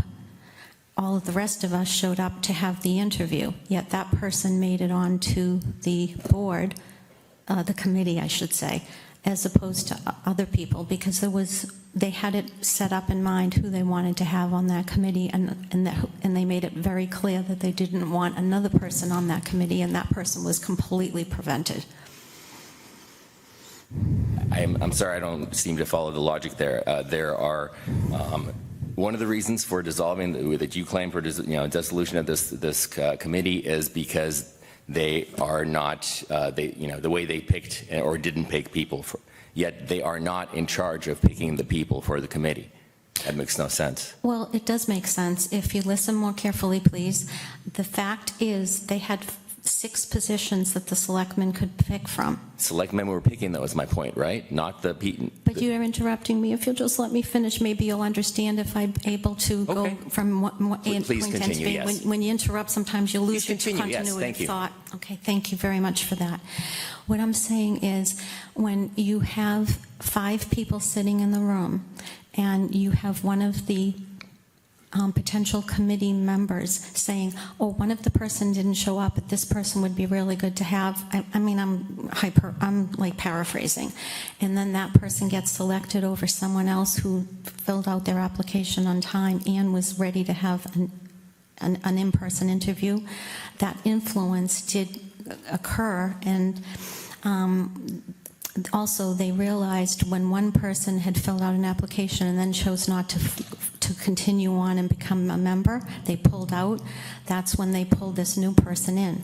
This new person actually only showed up for 2 meetings, and I've gone to all the meetings practically, and this person never showed up after the first 2. So it was kind of obvious that this person was just slid in there to try to prevent someone else from getting in. It was pretty obvious to I mean, the word on the street was that it was pretty obvious. All right, well, I think we can move on, but I still fail to understand. It seems like your gripe is with the selectmen because they were the ones responsible for, officially, they were the ones charged with making the appointments, and it seems like they did make the appointments. Well, I respectfully disagree, but that's okay. We can agree to disagree. There's no problem with that. What was your next question? I never said there was, yeah, sure. Yeah, okay, thank you. And then I was curious where we're saying that the committee is going to hire a consultant to do what they were charged to do themselves, which was to create an action committee plan, a climate action plan, and to present it to the select board. Are you suggesting that the consultant would be making that plan and presenting it to the select board? Because it really is coming across like you're saying the consultant would be doing all the work for them. Well, I am saying, I'm not quite saying what you're saying. What I'm saying is they came to the town meeting and said, we want to form this committee and we want to gather up the information to do this report and then present the report. And then suddenly they couldn't get any grant money, so then it became, okay, let's hire a consultant, let's get money from the town and let them do the report for us. I mean, we're not in a position to just arbitrarily give out hundreds of thousands of dollars or even $100,000. If you said when you formed the committee that you were going to do it at no cost, that's in that exhibit. It says there would not be any cost to the taxpayers, to the citizens of Stoughton, and then you turn around and you say, okay, now we want a consultant to do what they said they were going to do, which is make a report. I mean, you can't make the report yourself and save the townspeople the money and also tell people that you're going to do it for free and then not? Well, I mean, so I understand that you're saying you have an issue with the $100,000 for the consultant. I don't see how that in and of itself is an offense that would suggest that the committee should be dissolved. I mean, you can have an issue with the article that they're proposing for town meeting this year, which is what that seems to be indicating. But I think it's a collection of all the aspects together that have gotten all the citizens to feel that this committee should not be dissolved and this committee should not continue forward, especially with all of the factors combined. You can't pick out one, it's more than one. And there was actually more that people wanted me to add, but I wanted to make it a very concise and small article.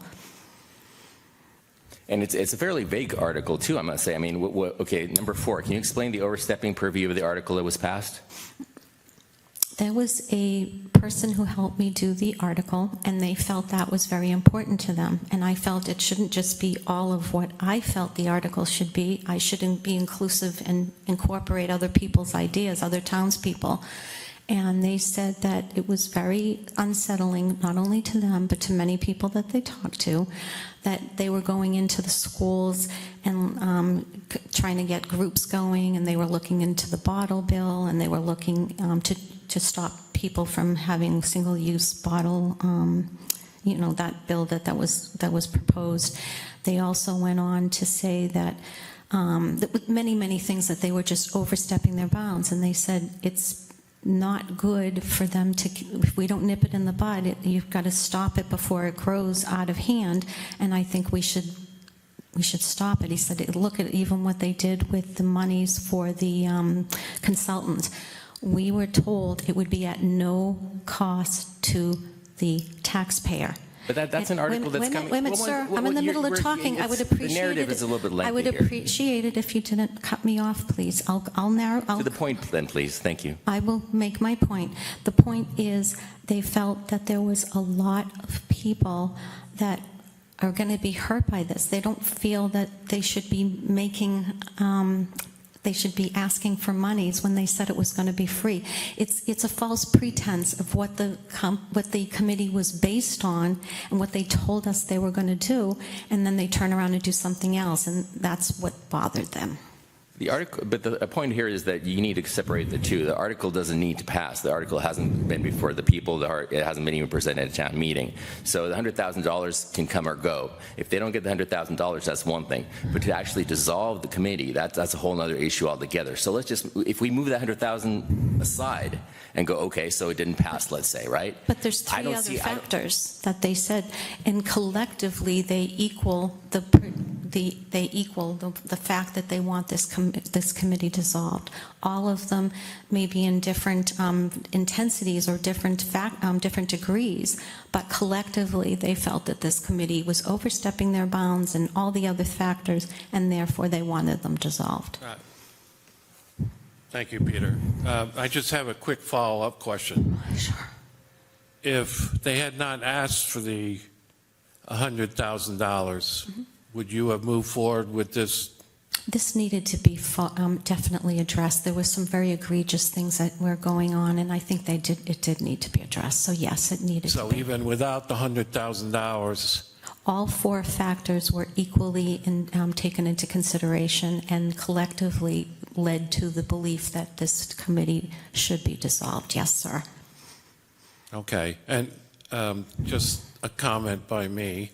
It seemed like items 2, 3, and 4 are based on opinion. No.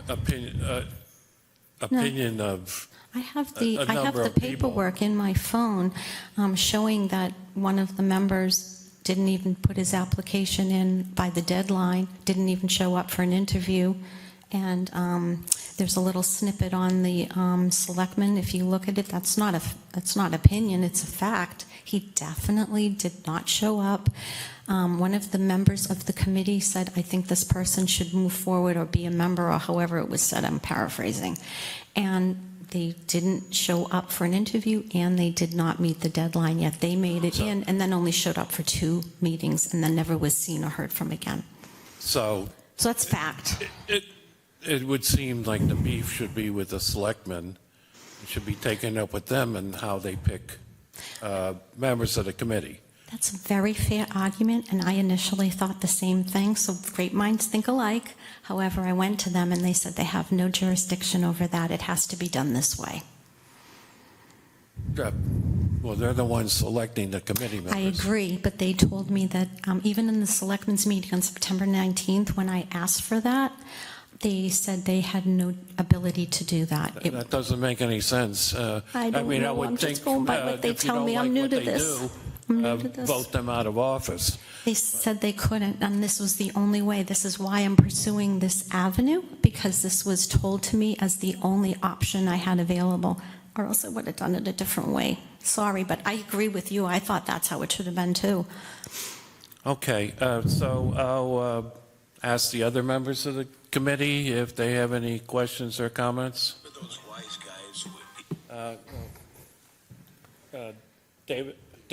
David, and then Peter. Yeah, thank you. I mean, I in a sense have many questions about this, but I think several of them were already asked very effectively, I think, and I just think that the logic isn't there. That there isn't even a question to be asked, because I really don't follow most of this. So, do you know if the committee is at full strength right now? What do you mean full strength? I don't understand. Are there positions available in the committee right now? Are all the positions available? You mean Have you attempted to become a member of the committee? I tried to at the onset of the formation of the committee. Right from the get-go, I was ousted. I wasn't allowed in. It just seems like kind of a doing surgery with a hammer, where an issue happened, and With what? I'm sorry. Could you repeat that last sentence? it just seems like a bit of an overreaction. That if you didn't get on the committee, then the response is to dissolve the committee as a whole. I mean, the committee was proposed and accepted by town meeting as a whole, by representatives of all the town. It's working on something that's very important, obviously, to the citizens of Stoughton and beyond, I would say.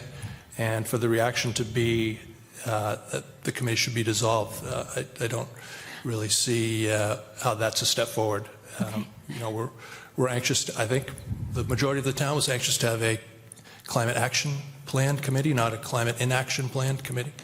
So I just don't see how this is a good step forward for the town to do nothing instead of move forward on an issue that's important to, as I said, the town of Stoughton and far beyond.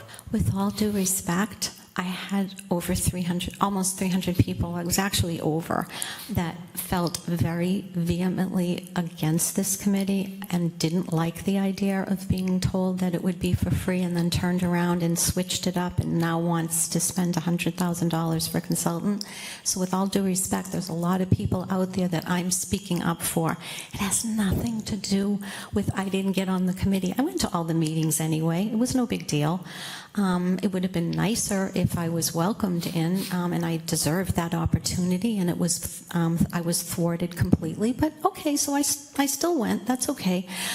And I understand how it looks like. Oh well, you didn't get in, so it's sour grapes. I swear to you, it's not that. I wouldn't have even been here if the opportunity didn't present itself, and someone told me, this committee needs to be dissolved. And a lot of people said that to me, and then they said, you've got to do this petitioned article, and that's what prompted me, because I spoke for the people, and that's what I'm trying to do.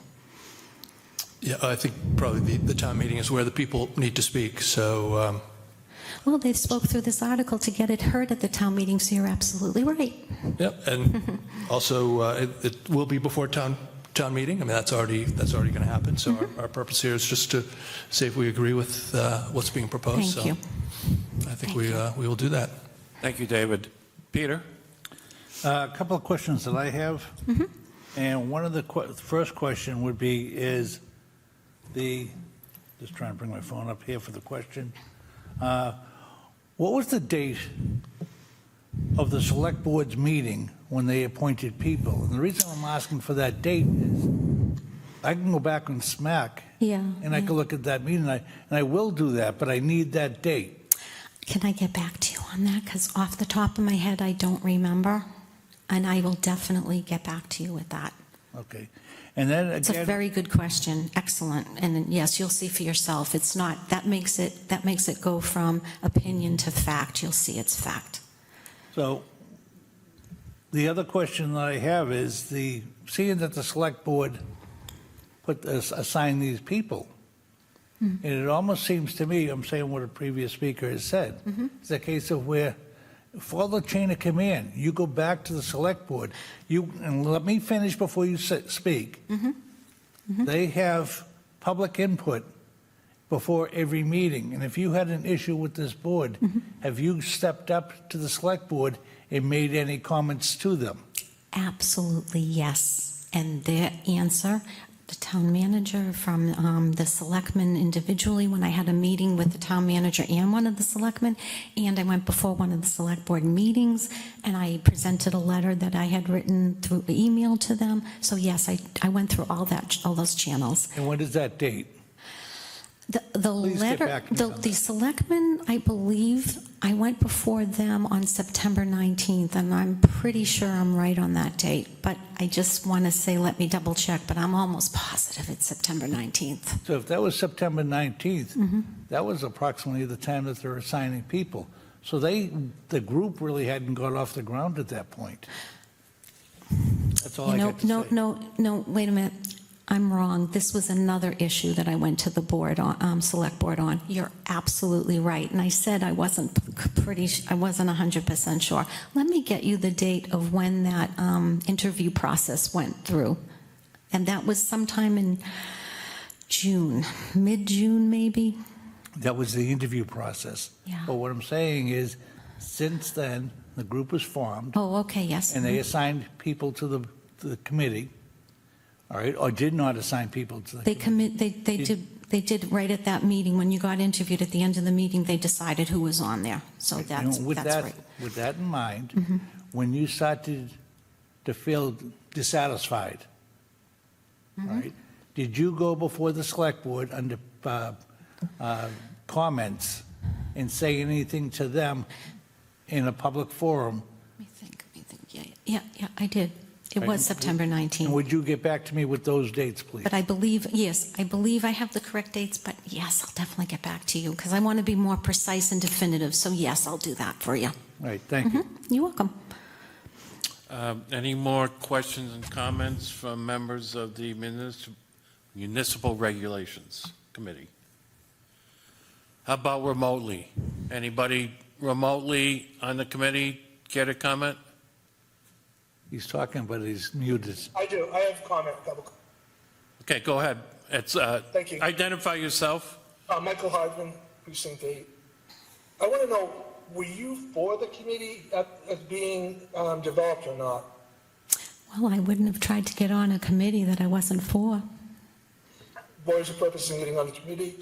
And what are your qualifications to be on the committee? Well, I think I had more qualifications than some of the other people there. It wasn't a matter of me getting to decide whether my abilities or qualifications were any good. That was decided and determined through the select board, from the select board, yeah. Do you agree with what they're doing? Looking at ways to save? I know where you're going with that, and I totally appreciate where you're going with this. It has nothing to do with climate change or the debate of whether it exists or not. That's not it. That's not it. I just wanted to be another voice on that committee, and I wasn't given that opportunity. Do you agree with the select board, when they look at people, they should look for the people who are most qualified for positions to be on these committees? I didn't hear you. I'm sorry.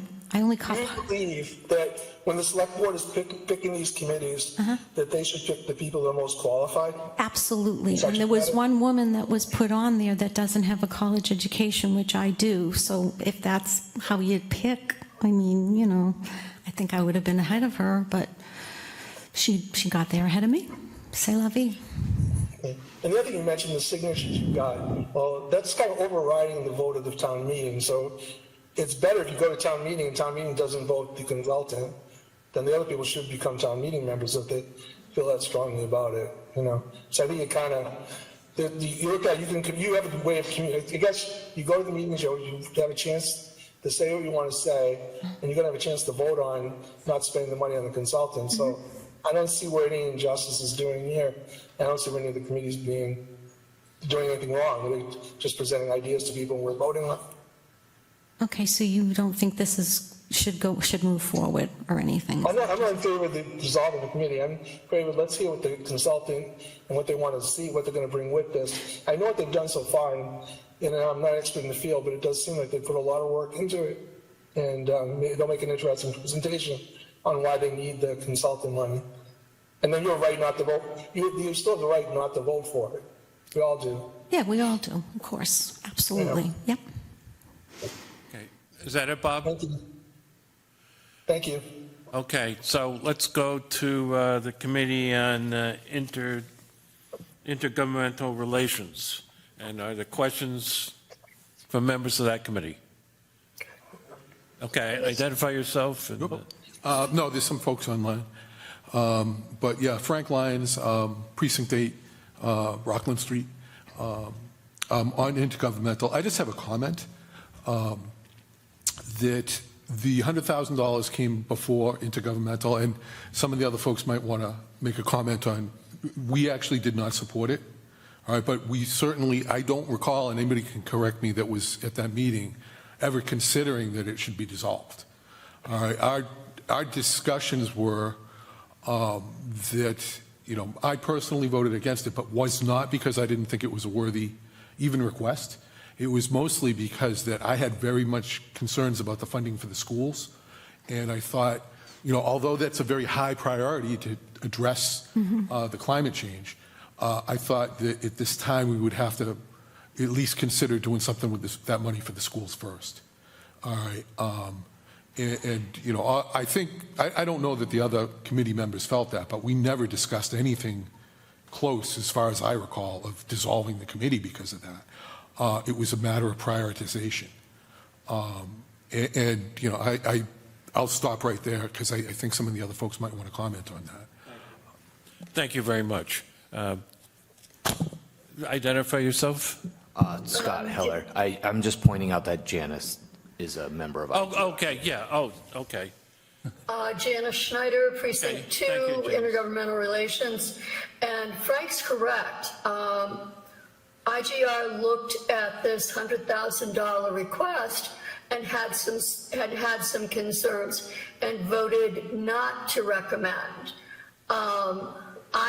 I frankly think that the town is better served leaving the committee in place to continue its work, which, as I understand, has been pretty good so far. We have a lot of resources that, as taxpayers, our tax dollars are paying for. $100,000 is a lot of money. It'll buy you a really good consultant, but given what we're about to spend, you know, we're spending for a fire station, we're looking at building a new South School, as we've talked about tonight. I don't think the $100,000 thing is going to pass town meeting, but I would encourage petitioner to show up. And if she's got 300 signatures and maybe more, I would also be curious to know who among those signatures are also town meeting reps.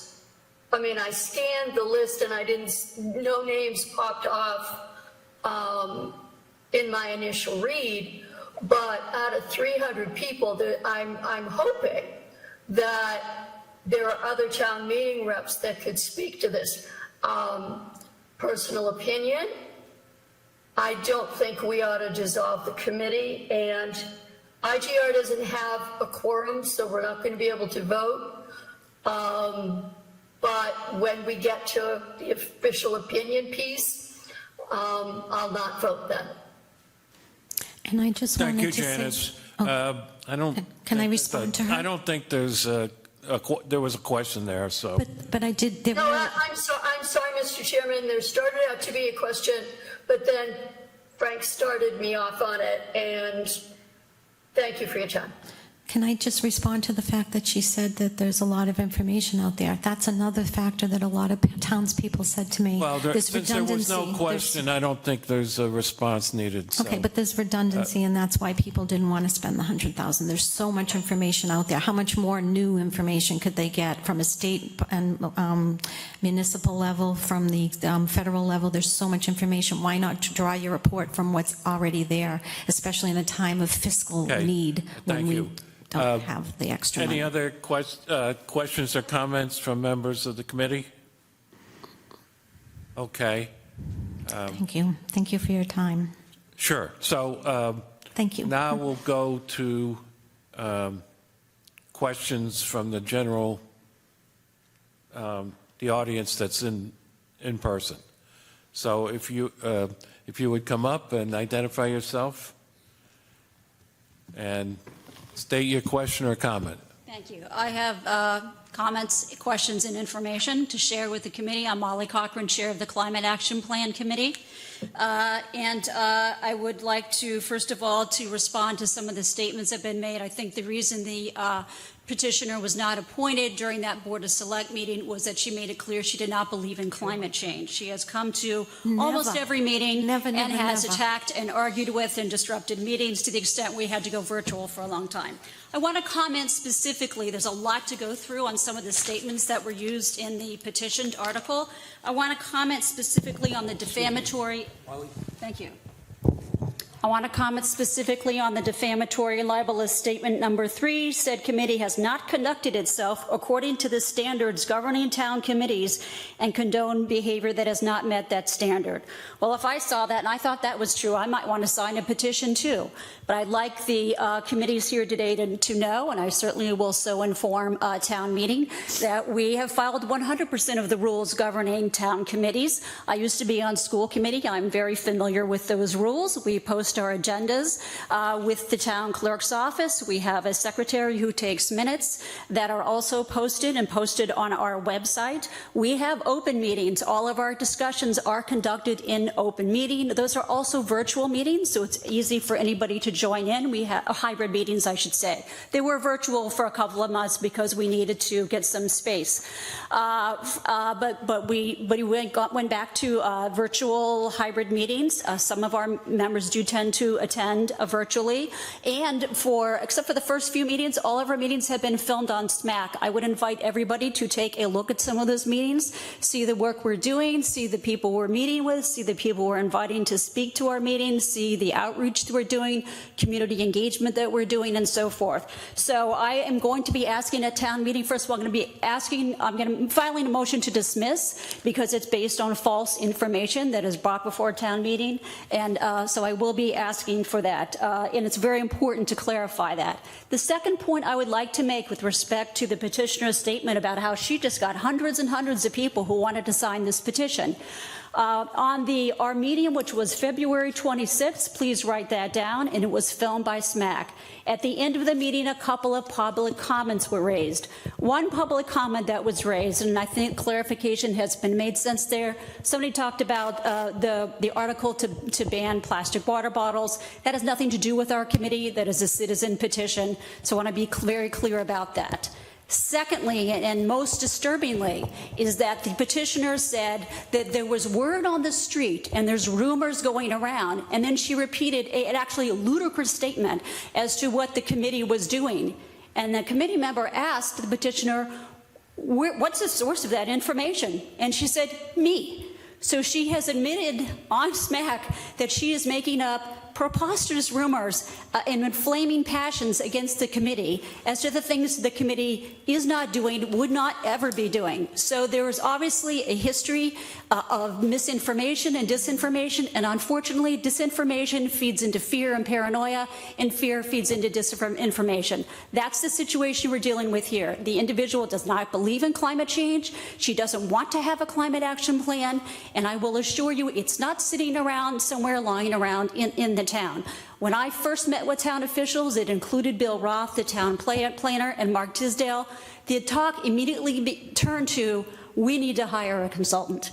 We need to hire a professional engineering consultant, and I'll be happy to make that case at town meeting, why we ended up in the situation where we cannot get a grant and we are seeking professional assistance. We're not going to stop our work. We've been working hard. We will continue to work hard. We'll do everything that a bunch of volunteers can do.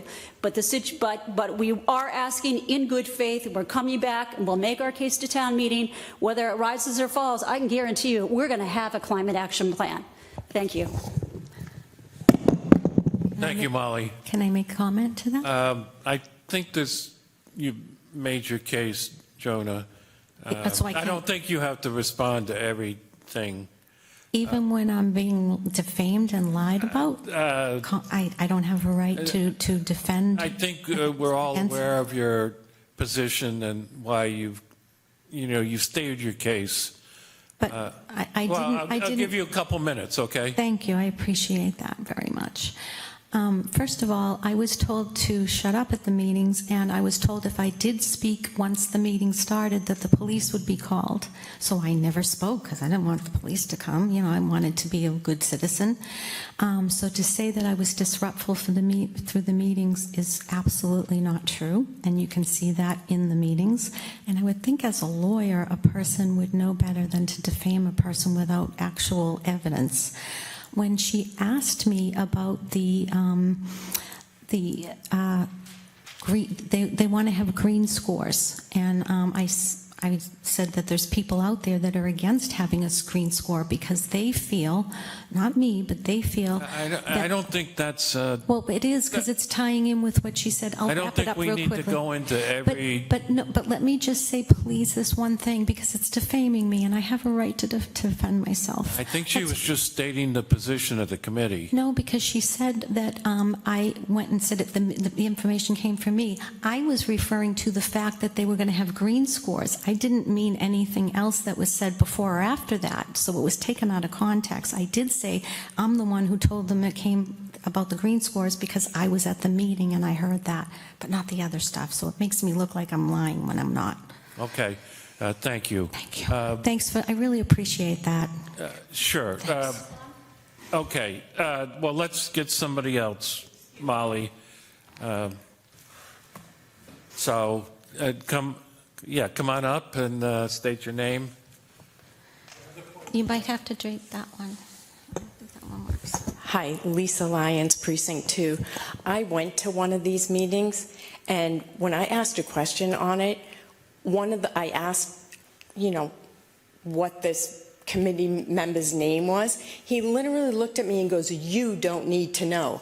I was appalled. There was another committee member who came up to apologize to me to say, "Oh my God, you guys should not be treated like that." There is a problem with the way this committee treats the citizens of this town. And I was also out there collecting some signatures. And what Jonna is saying about what the people on the street, I know you say it was voted on from town meeting reps. I'm speaking to the audience now, town citizens. We do need more town meeting reps because hardworking people sometimes can't become town meeting reps, but I want them to know we'll help them. Thank you. Thank you. Sir, if you want to come up, state your name and your question or comment. John Stefano, Precinct 2. First of all, you said you had over 300 signatures.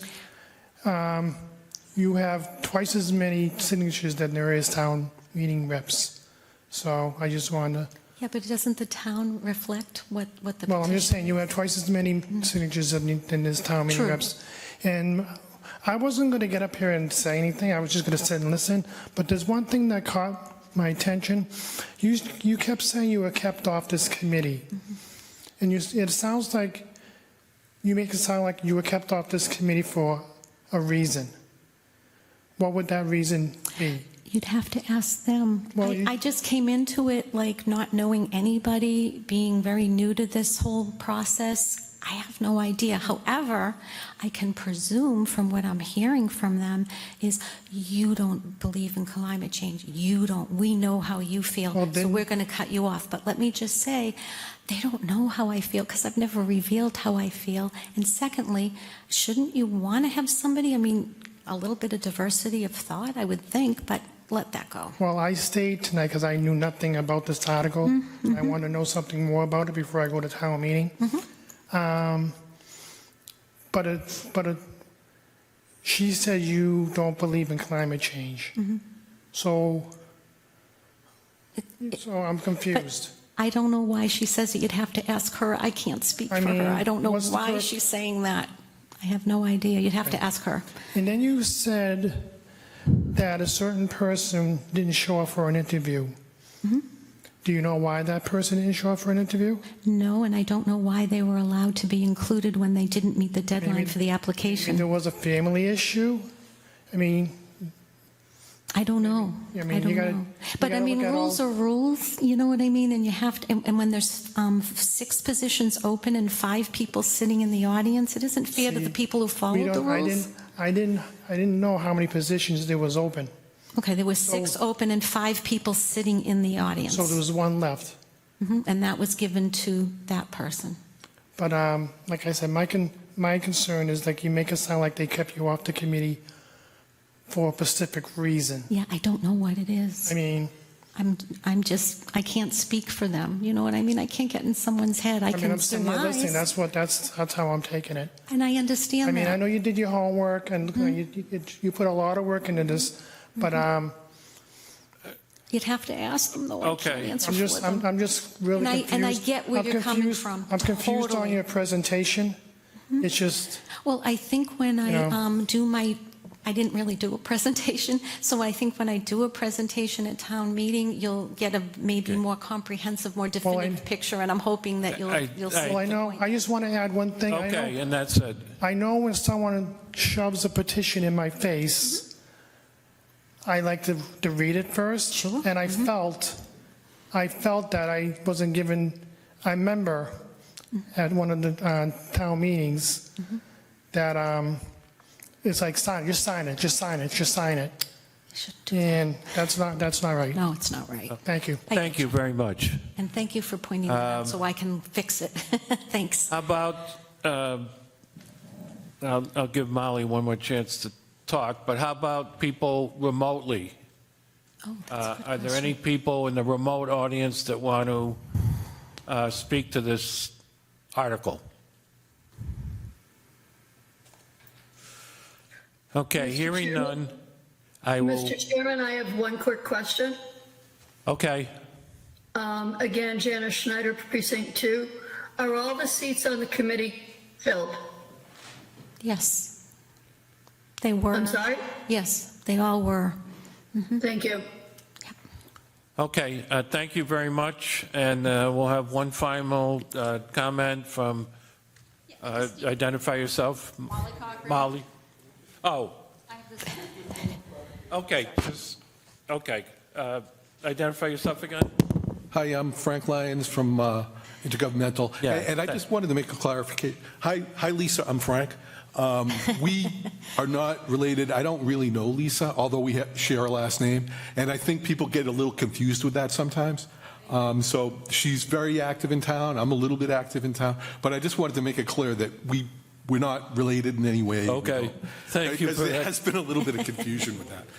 Okay. Thank you. So final comment will be from Molly, Chair of the Climate Committee. Thank you. I just want to clarify again, the petitioner said, quote, they want to have green scores. This is a product of a very fertile imagination. And at the meeting, again, she has spoken at public comment. She has spoken at many public comments. We have let her speak at public comment. It's been frequently on our agenda. At public comment, she said, word on the street is you want to give us ESG scores and raise our property taxes. So that's exactly the rumor that she admitted to inventing, and I'm sure that played a big role in getting people to sign her petition. So none of that's ridiculous. That's never been discussed whatsoever. Thankfully, again, you can take a look at our SMAC recordings of our meetings. You can take a look at our minutes. And we welcome anybody wanting to attend our meetings. Quite frankly, we had somebody who I didn't know came to our last meeting and was just very quiet and respectful. And we all looked at each other and said, that's great. And we invited her to make a public comment. She didn't want to. That's fine. That's, anybody's welcome to come to our meetings. And I really don't think people need to be fearful. If you don't believe in climate change, you're on a different planet, and there's no help for you. Okay, thank you. I think we've had enough comments. Thank you very much for everybody. I just want to thank all of you for your time. I think we've had enough. Yeah, I just want to thank you for your time. That's all I was doing. Oh, you're welcome. Thank you for Thank you your so much. presentation. I make a motion that we I close the appreciate it. public hearing. All in favor? Aye. All opposed? Public hearing's closed. Thank you, everybody, for your thoughtful comments, and I think we'll go. Do we want to vote on it? We'll have a vote on. So if somebody wants to make a motion to approve? I make a motion that we approve this article, but we have to vote on it. Right. Or we comment. Right. Can we, somebody second? Second. Okay. Any further discussion? I'm going to abstain from the vote on this, and the reason being is the petitioner voted negatively on my article, and I don't want to be involved in this article. Okay. Thanks, Peter. Can I make a comment, please? Sure. Peter Machula here. Just from what I remember seeing, and I was watching some of the interview process with the select board, it seems like all this information wasn't exactly accurate. I remember Lou Gito trying to kind of figure out whether the petitioner was against climate change, for climate change, what was happening there, and couldn't get a straight answer. And his whole point was, I think a very valid one, that this committee was already formed. The question of whether climate change is real or not is not up for debate for this committee. This committee is tasked with creating an action plan. So people that are on the committee, kind of, you need to believe in it if you're going to be working towards it, because whether it's real or not, that's not the point of the committee itself. So that's what was my recollection, and that's why I'll be voting against this. Thank you, Peter. So let me take the roll call, and if you vote yes, you're voting in favor of this article, and if you vote no, you're voting against it. So it's John Rock, no. Peter Murphy. I'm going to abstain for reasons said previously. Joe Piano. No. Bob Desmond. Yes. David Brillo. No. Michael Hardman. No. And Peter Machula. No. So that's 1, 2, 3, 4,